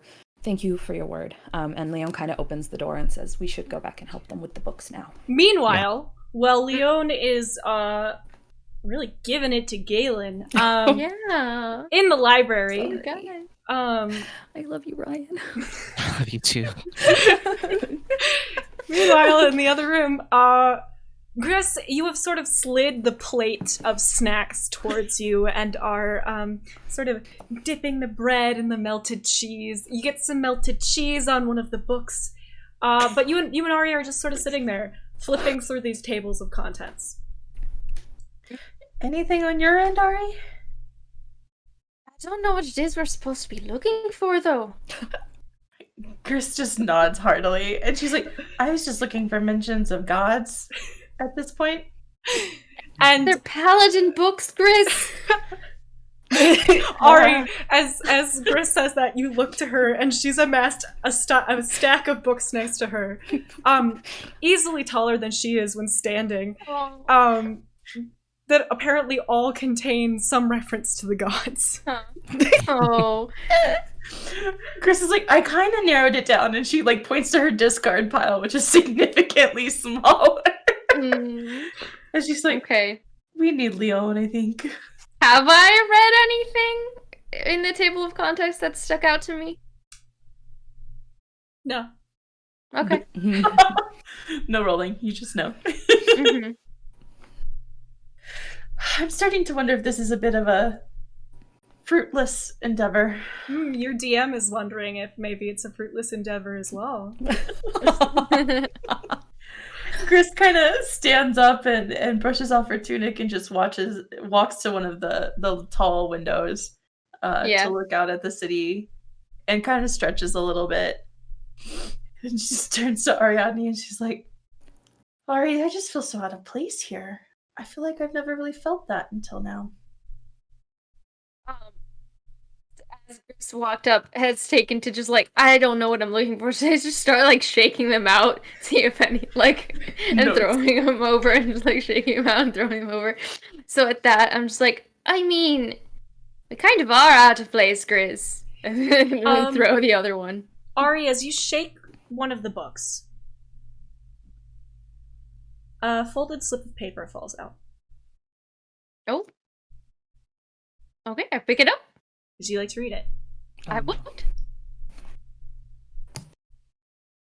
It reads as follows. L. Dash. I won't be able to make it to our date for the 28th of this month. I have plans that evening. I could meet you 31st. Be sure to send Bertram with an answer. M. Oh. Cool. I read it very quickly and realize what it is. So actually, before Gris turns back around, I'm just gonna fold it back up and put it in a pocket. And just be like, I mean, this isn't going anywhere. Just like, I found something, but I have found nothing because it's Lione's. So I just shake it once more for good measure, and then just like over dramatically throw it. I'm just like, there's nothing. Roll a deception check. Oh no. And Gris, roll perception. Cool. Perception. Can't find it. I found it. 17 minus 1, 16. 19 plus 3, 22. Ari is clearly lying and must have found something, Gris. Gris kind of turns around and walks towards Ariadne and kind of looks them up and down and said, "Nothing to report, huh?" No, not really. They are very clearly lying to you. Yeah. Nothing at all, Ariadne. And Gris leans in really close to their face. Nothing about what we're looking for. But something about something? Show it to me. I say this out loud. I just like, that's the sound I'm making. Gris is like, show me.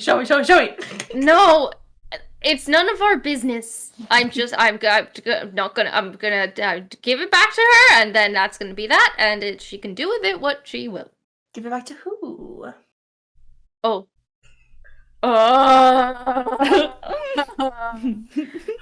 Gris kind of. Lione. It was a piece of paper that she must have left while she was studying.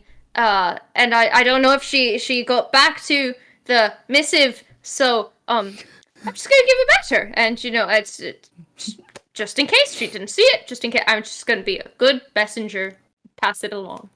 Gris is just nodding like enthusiastically, and she kind of just straightens up and looks down at Ariadne and crosses her arm, and she's like, "Okay then," and just lets it go. It's not. No, there's nothing to read. Not my business. Not my business. Not my letter. Not my answer. Nope. Gris is like, "Is it something that makes you uncomfortable, Ariadne?" No, but it's not mine to read, and I read it, and it wasn't mine. Okay, well, I respect that then. Okay. Also, how did you tell?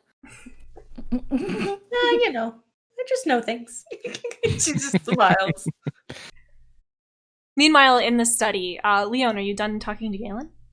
Yeah, I feel like she kind of opens the door and says, "We should go and help them with the books." I don't think we're gonna. Maybe we'll find it. Or maybe we'll just get to eat. And Leon's kind of like returned to her like general like levity quite fast. With those two, we should probably put a focus on the eating. Yeah, I would say so. You enter into the library and see Ari and Gris engaged in some kind of... it almost looks like an interrogation, as if Gris is asking Ari some very important questions. Lione kind of calls over and says, "Is everything okay?" Why is it every time I come into this library when I've left one of you, there's either an argument going on, one of you is on the other's shoulders. Gris, I you're looking leave like me for, after like, I 2 catch a minutes. snitch. Gris kind of chuckles and just straightens up and places a pile of books back on the table. And she's like, "Oh, we're just chatting. Ari and I are just catching up." Catching up. Oh. Because Gris has set, and I like switch over. I'm just like, yeah, because Gris has set apart, and I look at Galen, all of the paladin books that involve gods. Leone laughs out loud. Really? She's like, so all of them? There were some that don't. To be fair, Sword work books. Gris. it was. We had to start nixing some of them somehow. Gris, you realize that me being a paladin means technically I'm part of the clergy, right? No, I didn't realize that. I don't know a Okay. lot about gods other than Sylvanas. Okay. Now you know. Well, now you're here now, which gives us our best chance, considering, again, you left us to find something without telling us what to find. So I'm just gonna an emotion at the pile. Can Leone look at the pile of books and see if she recognizes any of them? I know it's a long shot. Roll insight. 13 plus 5, 18. You don't recognize any of these books. Didn't think so. As you all stand there and sort of debate the books, Galen, you can feel someone standing behind you and turn around Oh quickly. no. God. Bertram, yes. Bertram! Your Bertram. mother has sent me to tell you that dinner is ready. Fantastic. Gris kind of looks over at the plate of snacks that she has slowly probably devoured, mostly on her own, maybe with a few nibbles from Ari. And she's like, "Oh, good, I'm famished." No. Leone goes, good, because the food here is very good. Lady LaBelle, would you like me to return these books to their spots? I would really appreciate it, Bertram, yes. Galen sort of just winces in pain. Very well, Lady LaBelle. I will do as you say. And he starts to, like, very dramatically and begrudgingly put back this, like, large assortment of books that she had him pull from the shelves. Mm-hmm. Thank you, Bertram, she says as she kind of, like, leads everyone out the door and down to the dining hall. Do you follow? Yeah. Gris follows and he kind of like grimaces a little bit and feels for Bertram, but then she's like, "Ugh, he's mean." Yeah. Yeah, I just lean down to Gris and go, a fitting task. Gris nods. Galen sort of leans over to Leone as they walk down and goes, I can get my aunt and uncle to help you with the library. Or maybe you should get a librarian. Does your aunt and uncle know anyone in Eylas who could? No, but they would own they and want run... to travel here to fix... I mean, they'd have to teach Bertram how to organize it properly. Oh, God. Do you think that would... They own and run the library at Aquara. They're bright individuals. You know what? You should give me their contact information. That's something we can discuss. I don't think there's anything wrong with the library. Actually, honestly, reorganizing it would probably confuse me more, but I'm willing to learn. Leone, it's abysmal, please. And then Galen sort of speeds up his walking. Gris, And Leone looks at him and is like, do you know where you're going? Nope, but we'll figure it out. Oh, and Galen okay. sort of just like thumbs up. very classic Galen in that moment. Gris is like, even Reese would hate that librarian. Gris, It's not that bad, Ari. Do you have No, my I back on this? agree. I mean, Thank you. if I knew the books that were in there, I'm sure I could find them. But since I Ari don't, doesn't I remember can't. titles. It of doesn't books. need it's not like the general population is coming to hang out in my grand library. It's just my library. Galen Although just maybe shouts, they should, function I over mean- aesthetics. Yeah, I point over at like Galen walking ahead, not knowing where he's going, and I go, I mean, well, he has a point. You're keeping all this knowledge here, and I mean, all the libraries we know. The fact that they're a library is that they're open to the public, so it's kind of confusing that yours isn't open to the public as a private collection of knowledge, and they're just gonna keep going. Leone leads the party down the hallway and into a large dining room. There's a large banquet table, seated at the head of which is an elderly woman. Her face very much resembles Leone's, but it is set in a frown. She holds a glass of wine and watches you approach. Leone's mother is seated to her left and sort of watches you all with a little bit of almost an apologetic expression. Lione casts message to her mom. Yes, Without Leone? breaking stride. She goes, did the nap help? Lione, I love you. I am going to love your friends, I have no doubt, but I will send for the servants to bring more wine, and hopefully that either helps us get through this or her to fall asleep in the middle of dinner, and then we can just... Okay. Yeah. She sort of gestures a hand, and a woman appears and pours wine into the glass of the elderly woman who's staring at all of you. Lione walks over to her grandmother and goes to give her a hug. She gives you a big, genuine hug. Mm-hmm. Galen sort Hi, of, like, Grandmama. How are you? Oh, Lione, I am so good. How are you? I'm wonderful. Galen leans over to Ari and is like, how do you say hello in Elvish? She's not an elf. Kidding, but I go like, I answer. Thanks. Okay, We're yeah. all humans. She Everyone's speaks human. common. We just heard her speak common. Oh, sorry. I'm nervous. I chuckle and I like pat his shoulder. I'm just like, yeah, buddy. Lione lets go of her grandma and says, do you remember the adventuring friends I told you about? She sort of leans forward to get a better look at all of you. You These all are need a them. bath. Leone, They're gonna get one. Your friends are filthy. I know. We were traveling. We were just at a harvest festival, Grandmama. A what? This is Galen, Ari, and Gris. Chris just waves, just like not sure what to do anymore. Everything she's tried has failed. And Lione kind of like motions for them to sit down, and I feel like she sits directly across from her mom, which would be to the right of her grandma. Cool.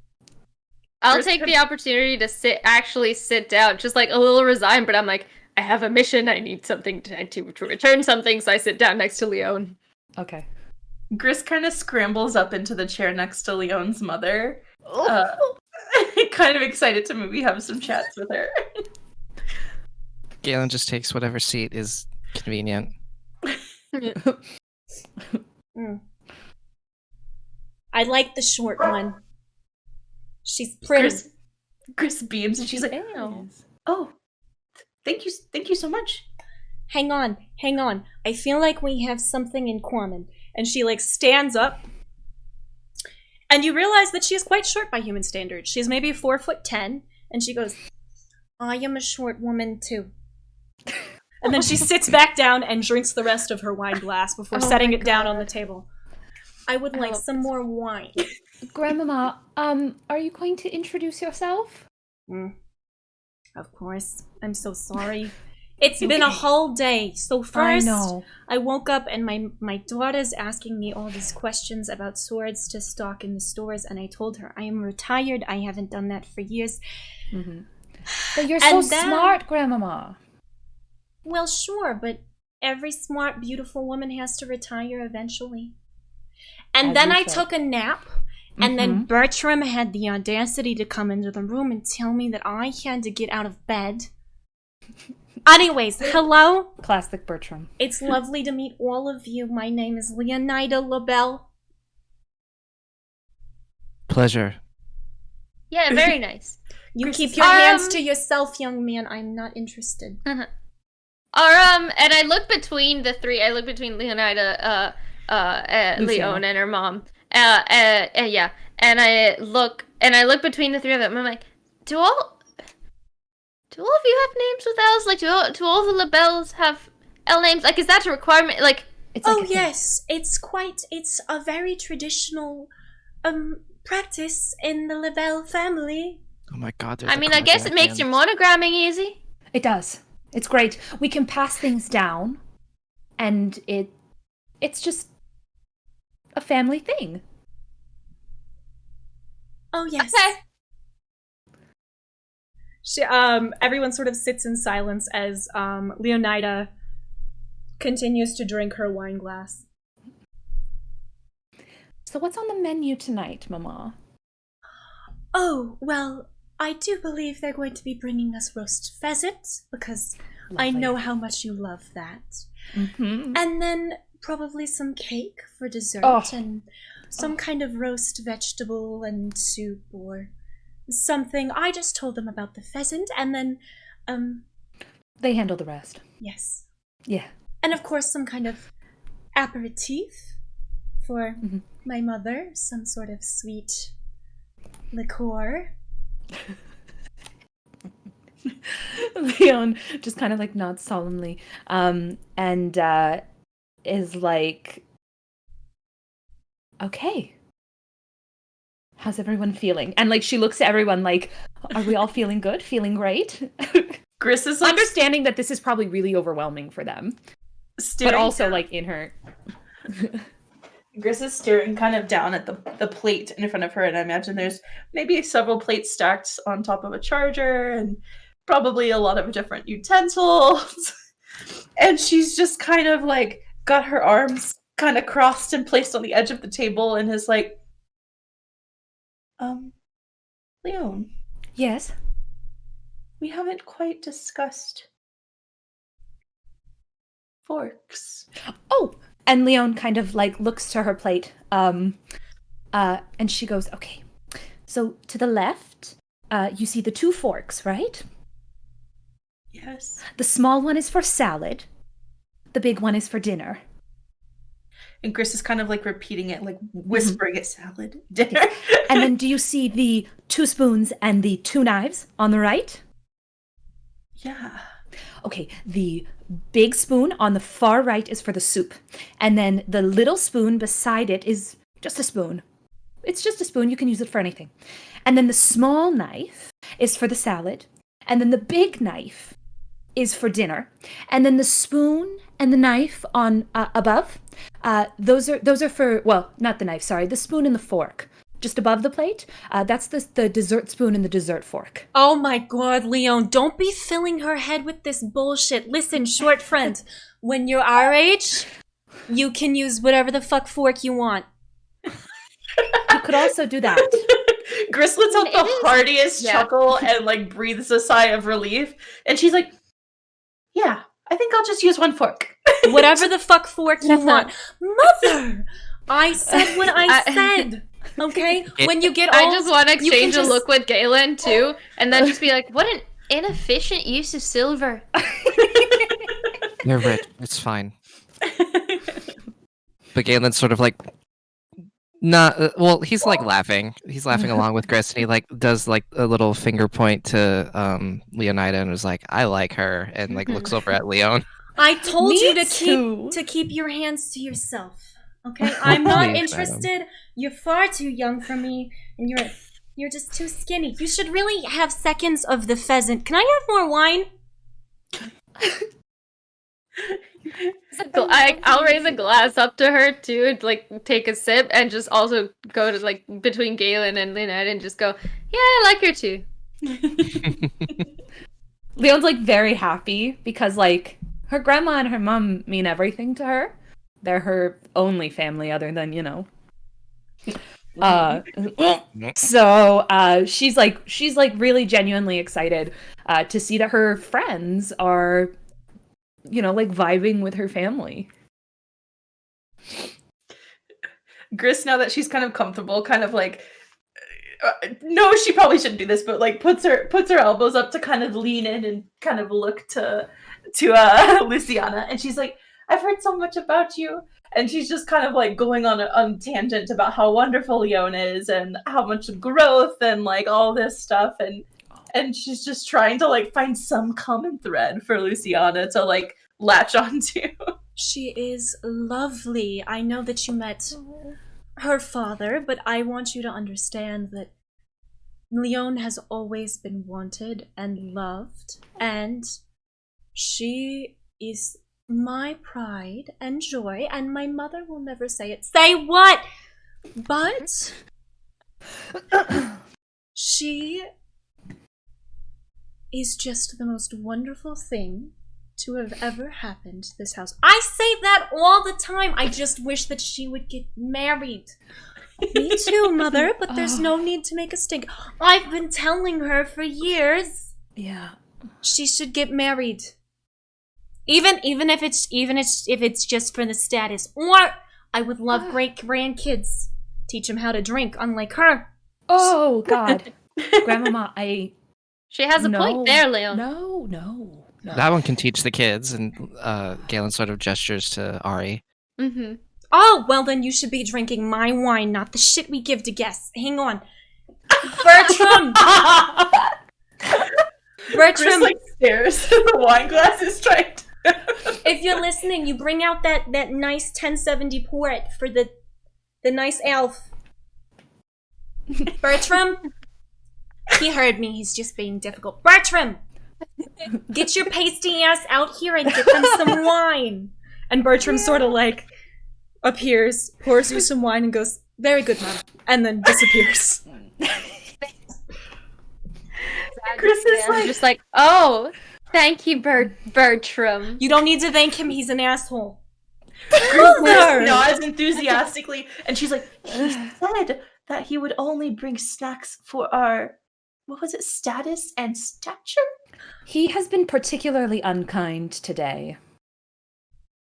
Well, I'll just...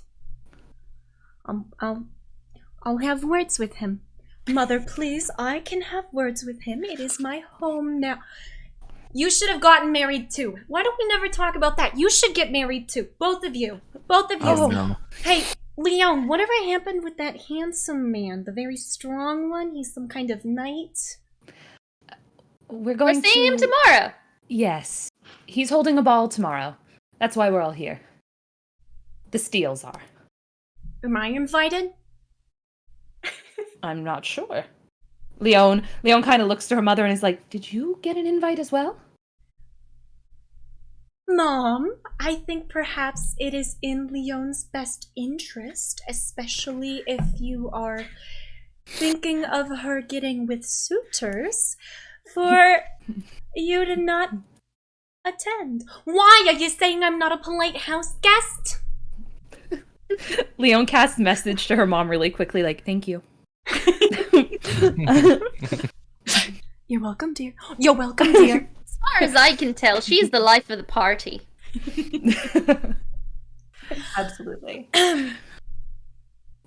Well, I'm so sorry. I will let you interact among yourselves. Go ahead and talk. Act as if we're not here. Mom, would you eat some pheasant, please? Have some dinner with your wine? Before we start talking, Jenny, can you describe dinner? I love your food description. Yes, absolutely. So in the middle of the table is a pheasant. It has been seasoned to perfection. It is surrounded by a bed of roast potatoes and carrots, and is visibly sprinkled with large grains of sea salt. Served along with it is some kind of soup. It appears to be a cream of potato or mushroom. It'll have to be tasted first to really determine which it is. It is all being served with what is apparently the crappy guest wine. Although, Ari, you are now able to enjoy it with this lovely port that, when you take a sip of it and then a bite of food, complements it perfectly. You think all meals should be served with this quality of wine and this quantity. The servants are very quick with refilling the cups, perhaps because of Leonida's affinity for it. Lione kind of starts to like grab some of the pheasant and she kind of ladles herself some of the soup. She kind of grabs a little bit of everything and then kind of motions to everyone and is like, please eat. Gris is like eyes wide. Tell me twice. Sparkles in her eyes, and she immediately goes in for a big helping of soup and then lots of vegetables and things like that. She doesn't really grab the pheasant and it just kind of like smells the aroma of the soup like deeply, like this is a woman who loves food, and then just goes to town. She's eating. There's nothing else to her but food right now. Lione kind of goes, Ari, are you liking the wine? Oh, it's delightful. I'd I'd ask to send Lily some to keep for you. I could do that. We have so much. And Ari just like, and Grandmama doesn't need it all. I mean, Trust. she might need it all. No, It's okay. no, she really shouldn't. We would like her to have a functioning liver. Okay, then sure, but I would check first because I don't know if the wildflower can afford it. I'm not going to make them pay for it, Ari. What? Oh, okay. I was just gonna send it for you, like to keep there for you for when you're there. Okay. Yeah. Leone's like, money? What? No. Galen's sort of like relaxed a little bit more, seeing how just affluent to manners that Grandma LaBelle is, and is just enjoying his meal. Gris, while like slurping a giant spoonful of soup, is like, Galen, have you tried the soup? And she just gestures like largely at the soup, and is like, it's delicious. The soup, Gris, you've discovered, So- is cream of mushroom and potato. Ooh. Oh, she Oh. is like probably gonna drink so much of this soup and then like pass the hell out later. I don't know if she's gonna make it to bath time. Leone kind of like So- leans over to Galen and is like, thoughts on the dinner? It's magnificent. Fantastic. Wait for the dessert. One of the chefs, So- incredible baker. Gris is like, Incredible. pastries? And she I like think it's looks cake at me. tonight. Mm. But I could make pastries happen. Bertram! Yes, Mom? Bertram, you know the bakery that I love? Hmm. Can you procure us pastries tomorrow morning? Enough for everyone, including Mama and Grandmama. Very good, Just Mom. like an assortment. Yes. Fantastic. Thank you, Bertram. Gris He just kind of sort of fades back into the background, He's leaving... gonna copy Leone's like exact cadence and intonation and go, "Thank you, Bertram," with their like Gaelic accent, but "Thank you, Bertram." Leone looks at Ari and is like, that was really good. I could make you look like me once, and you could definitely pass off as me. Do you really think I could? Because I really don't think I good. can. You might need some training. I mean, I listen to you talk a lot, but that doesn't mean you talk like just because I can talk like you talk doesn't mean you can talk like I talk. Oh no, I wouldn't be able to do you. I'm just saying we could like confuse people. Well, then there'd be two of us, and then they'd realize then your plan wouldn't work very well now, would it? Gris's eyes Tulio? split from like Leone to Ariadne and then land on Galen like the things they talk about. So between bites of food and gulps of delightful wine, I'm gonna like just remember the be like it's not I cannot forget I was on a mission to sit here and I'm like gonna pat my pocket and stuff and take it out and then just try to be like very inconspicuous under the table and goes like, "Psst, Leone, I have a thing for you," and I'm just like shove it in her hand. It fell out of a book and it had it was time sensitive, so I wanted to make sure you got it. What's my God, that? thank you. Oh my god, what did you just slip, Leone? Mother, I told them they were allowed to have private conversation. What did you just slip, Leone? We all have to know. Ma'am, Leone are you a opens fan it. of periodicals? I do love to Oh, read. no, Kevin. Oh no. I too love to read periodicals almost exclusively. None of that large book nonsense that Leone is so excited for. I like to read everything, including the large book nonsense. My daughter's just lazy.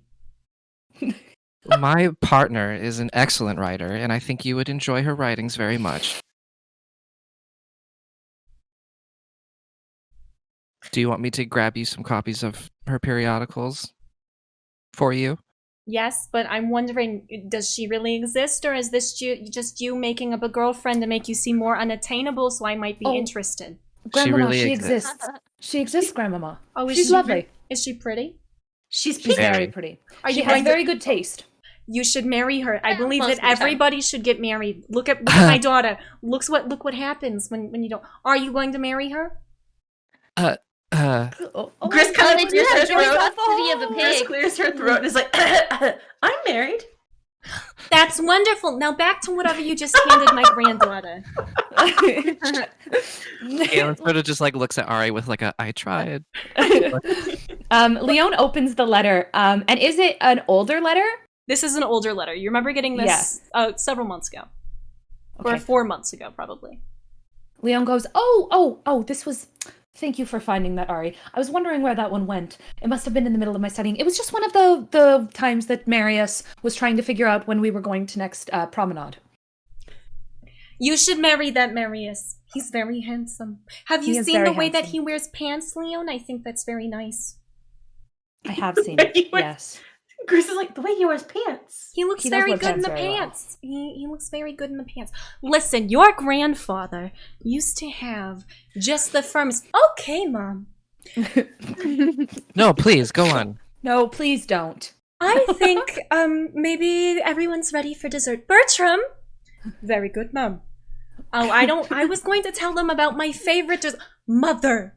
I am asking you to please stop. To please stop. To please stop. To please stop. I can't. You never want to hear your stories about your father. Did you even love him? Because I loved him. I loved every single... Bertram? Where is the cake? Fucking cry.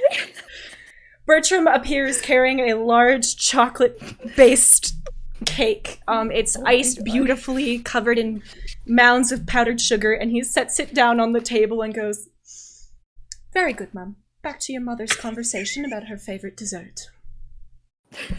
As I was saying, Lione, cut me off if I told you this story before. On our wedding night. Yes, you have, actually. I would like to hear this story. No, don't cut her off so soon. Oh, no, we should. And Lione looks to her mother and is like making eye contact with her mom, like... Galen with a smirk sort of goes like, well, how am I going to plan a wedding if I don't hear wedding stories? It's not a wedding story, Galen.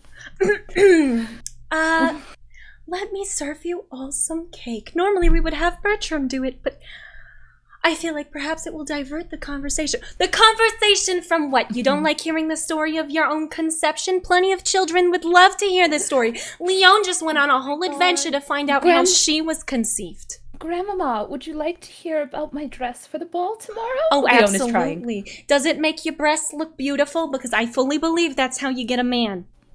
Lione goes, of course it does. I'm going to wear gold. You know, I usually wear red to these balls. But I'm wearing gold. What color did you wear to get your husband? Well, I kind of always wear, green.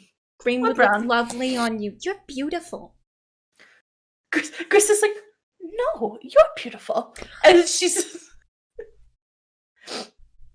Well, if in a uniform, so I don't really think that's what impressed her. I like a man in uniform. Look at Lione. She's dating some kind of military guy. He's of the House of Steel, Grandmama. You know them. I do, but I think his father's a jerk. Yes, that's what I've heard. Can I have some cake? And at this point, she's sort of seemed to have run out of steam on whatever her train of thought was. And you all get a slice of cake slid towards you. Lione is like, can you... delicious. She's like, oh, it's perfect. Gris is looking at the two utensils above her plate that Lione had told her was for dessert. And she's kind of like debating whether to use those. And then she reaches for the small spoon that Lione said was for whatever. And she's like, oh, I'll use the small spoon. I told you to use whatever the fork you want, okay? Gris holds up her spoon with a little bit of chocolate on it and just kind of like, cheers it into the air towards her. Ari just uses the knife as both utensils. It's just like practicality. They're just gonna cut it, pinch it, put in their mouth. Cut it, pinch it, put in their mouth. Are you not worried about cutting your mouth? Ari. Well, no, I'm careful. Why aren't you? You've used forks before. Chris is like, well, yeah, but like I just said, it's an inefficient waste of silver and material. You really only need one utensil. I mean, what? When you travel with us, do you bring all of this in your bag? Well, no. Exactly. You don't bring the proper utensils with you when you travel? Oh, shut up. Shut up. Mama, it's not...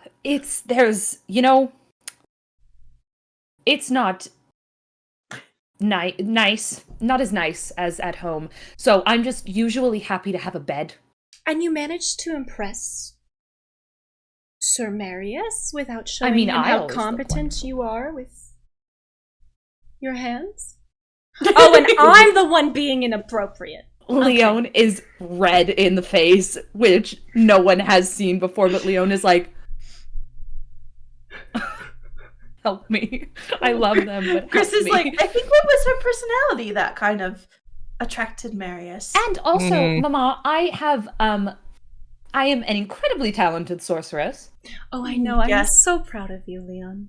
He was in awe by every time Lione did anything magic related, actually. Well, I think gratitude probably has a bit to do with that. Rightfully Yeah. so. Yeah, he had a weird circumstance. I don't know if Lione told you about it. he was a bird. Yeah, we all were. And Gris is the only one who can change outfits, so why she keeps bringing it up when we bring up the birds is none of my business. I do it by choice. It's a lot of fun. Well, when Leon told me that story, I made a joke about roosters, and then my daughter told me to go take a nap.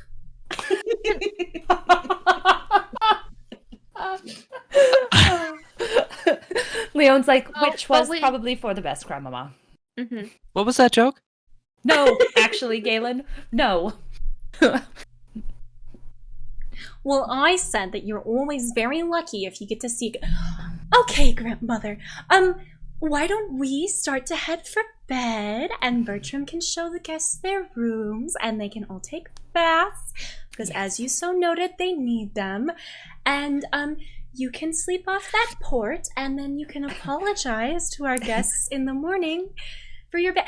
I will not apologize. This is my house. This is my port. I'm allowed to get as drunk as I want, and I can say whatever the hell I want about Leon's Marius's quack. Okay? All right. Good night. Galen cheers to that. Gris is like, no apologies needed. And Ari raises her glass because I thought it was a rooster. Oh my god. She leans all the way forward to clink her glass against yours, and then I'm so sorry. Luciana stands and sort of takes her mother's elbow and goes, Leon, I would apologize, but you are quite used to this. But to our guests, she gets quite bored. It's just us in the house all day, and quite frankly, I don't think Bertram's a great influence on her. They exchange lots of wild stories. And she sort of leads her mother out of the room. Good night, Leon. I love you. And I love you. Night. Don't let I that love be you confused. both. Good night. She I love loves you me both. more. Mom, shut the hell up. Leon takes another bite of her cake and is like, so that's my family. Gris is like, they're wonderful, Leon. They're truly wonderful. Well, you make Great. sense now. It does, doesn't it? Yeah. Well, why? Where'd the voice disconnect happen? Oh, I don't know. I think it must just be because all of my friends sound like this. Well, friends. The other nobles. Okay.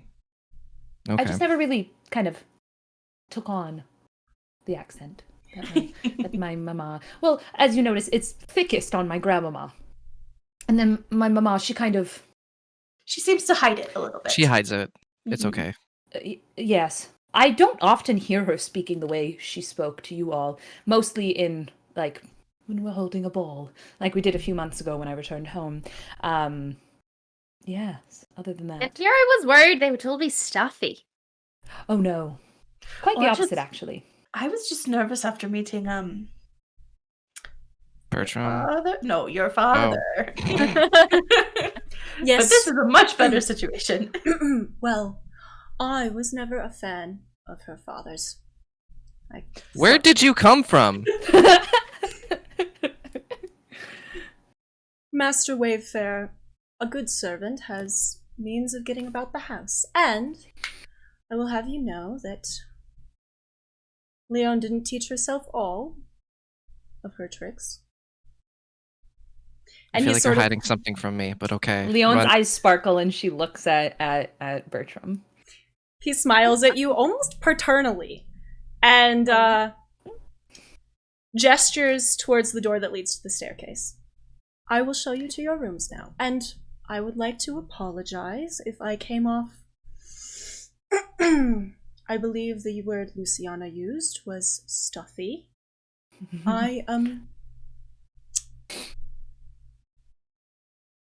My duty is to the house, and the lady of the house, first and foremost.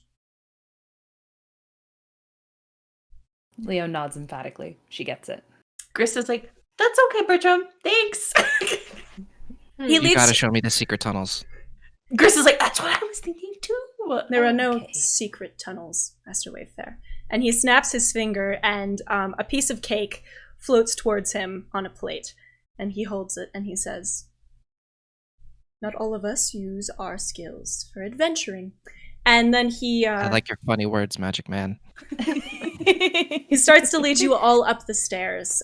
He shows you each to your own bedroom, attached to which appears to be its own bath. Someone has drawn a bath for each one of you. The water is hot. Lione, you go to your own room, the room that you grew up in, and find that it has stayed almost precisely the same. Someone, probably your mother rather than the maids, has carefully arranged the bedclothes and put on the pillow the doll that you used to carry around as a child.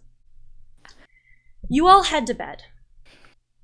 As you head to bed, feeling, for the first time in your adventures, completely safe to fall asleep, the moon, nearly full, glows through the window.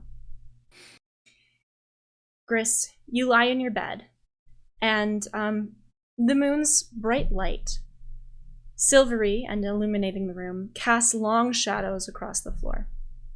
Gris rises from her bed to draw the curtain closed, but stops herself, climbing on top of a chair to get a better view of the night sky. Even here in the city, the sky looks very similar to the one that hangs over the forest at night.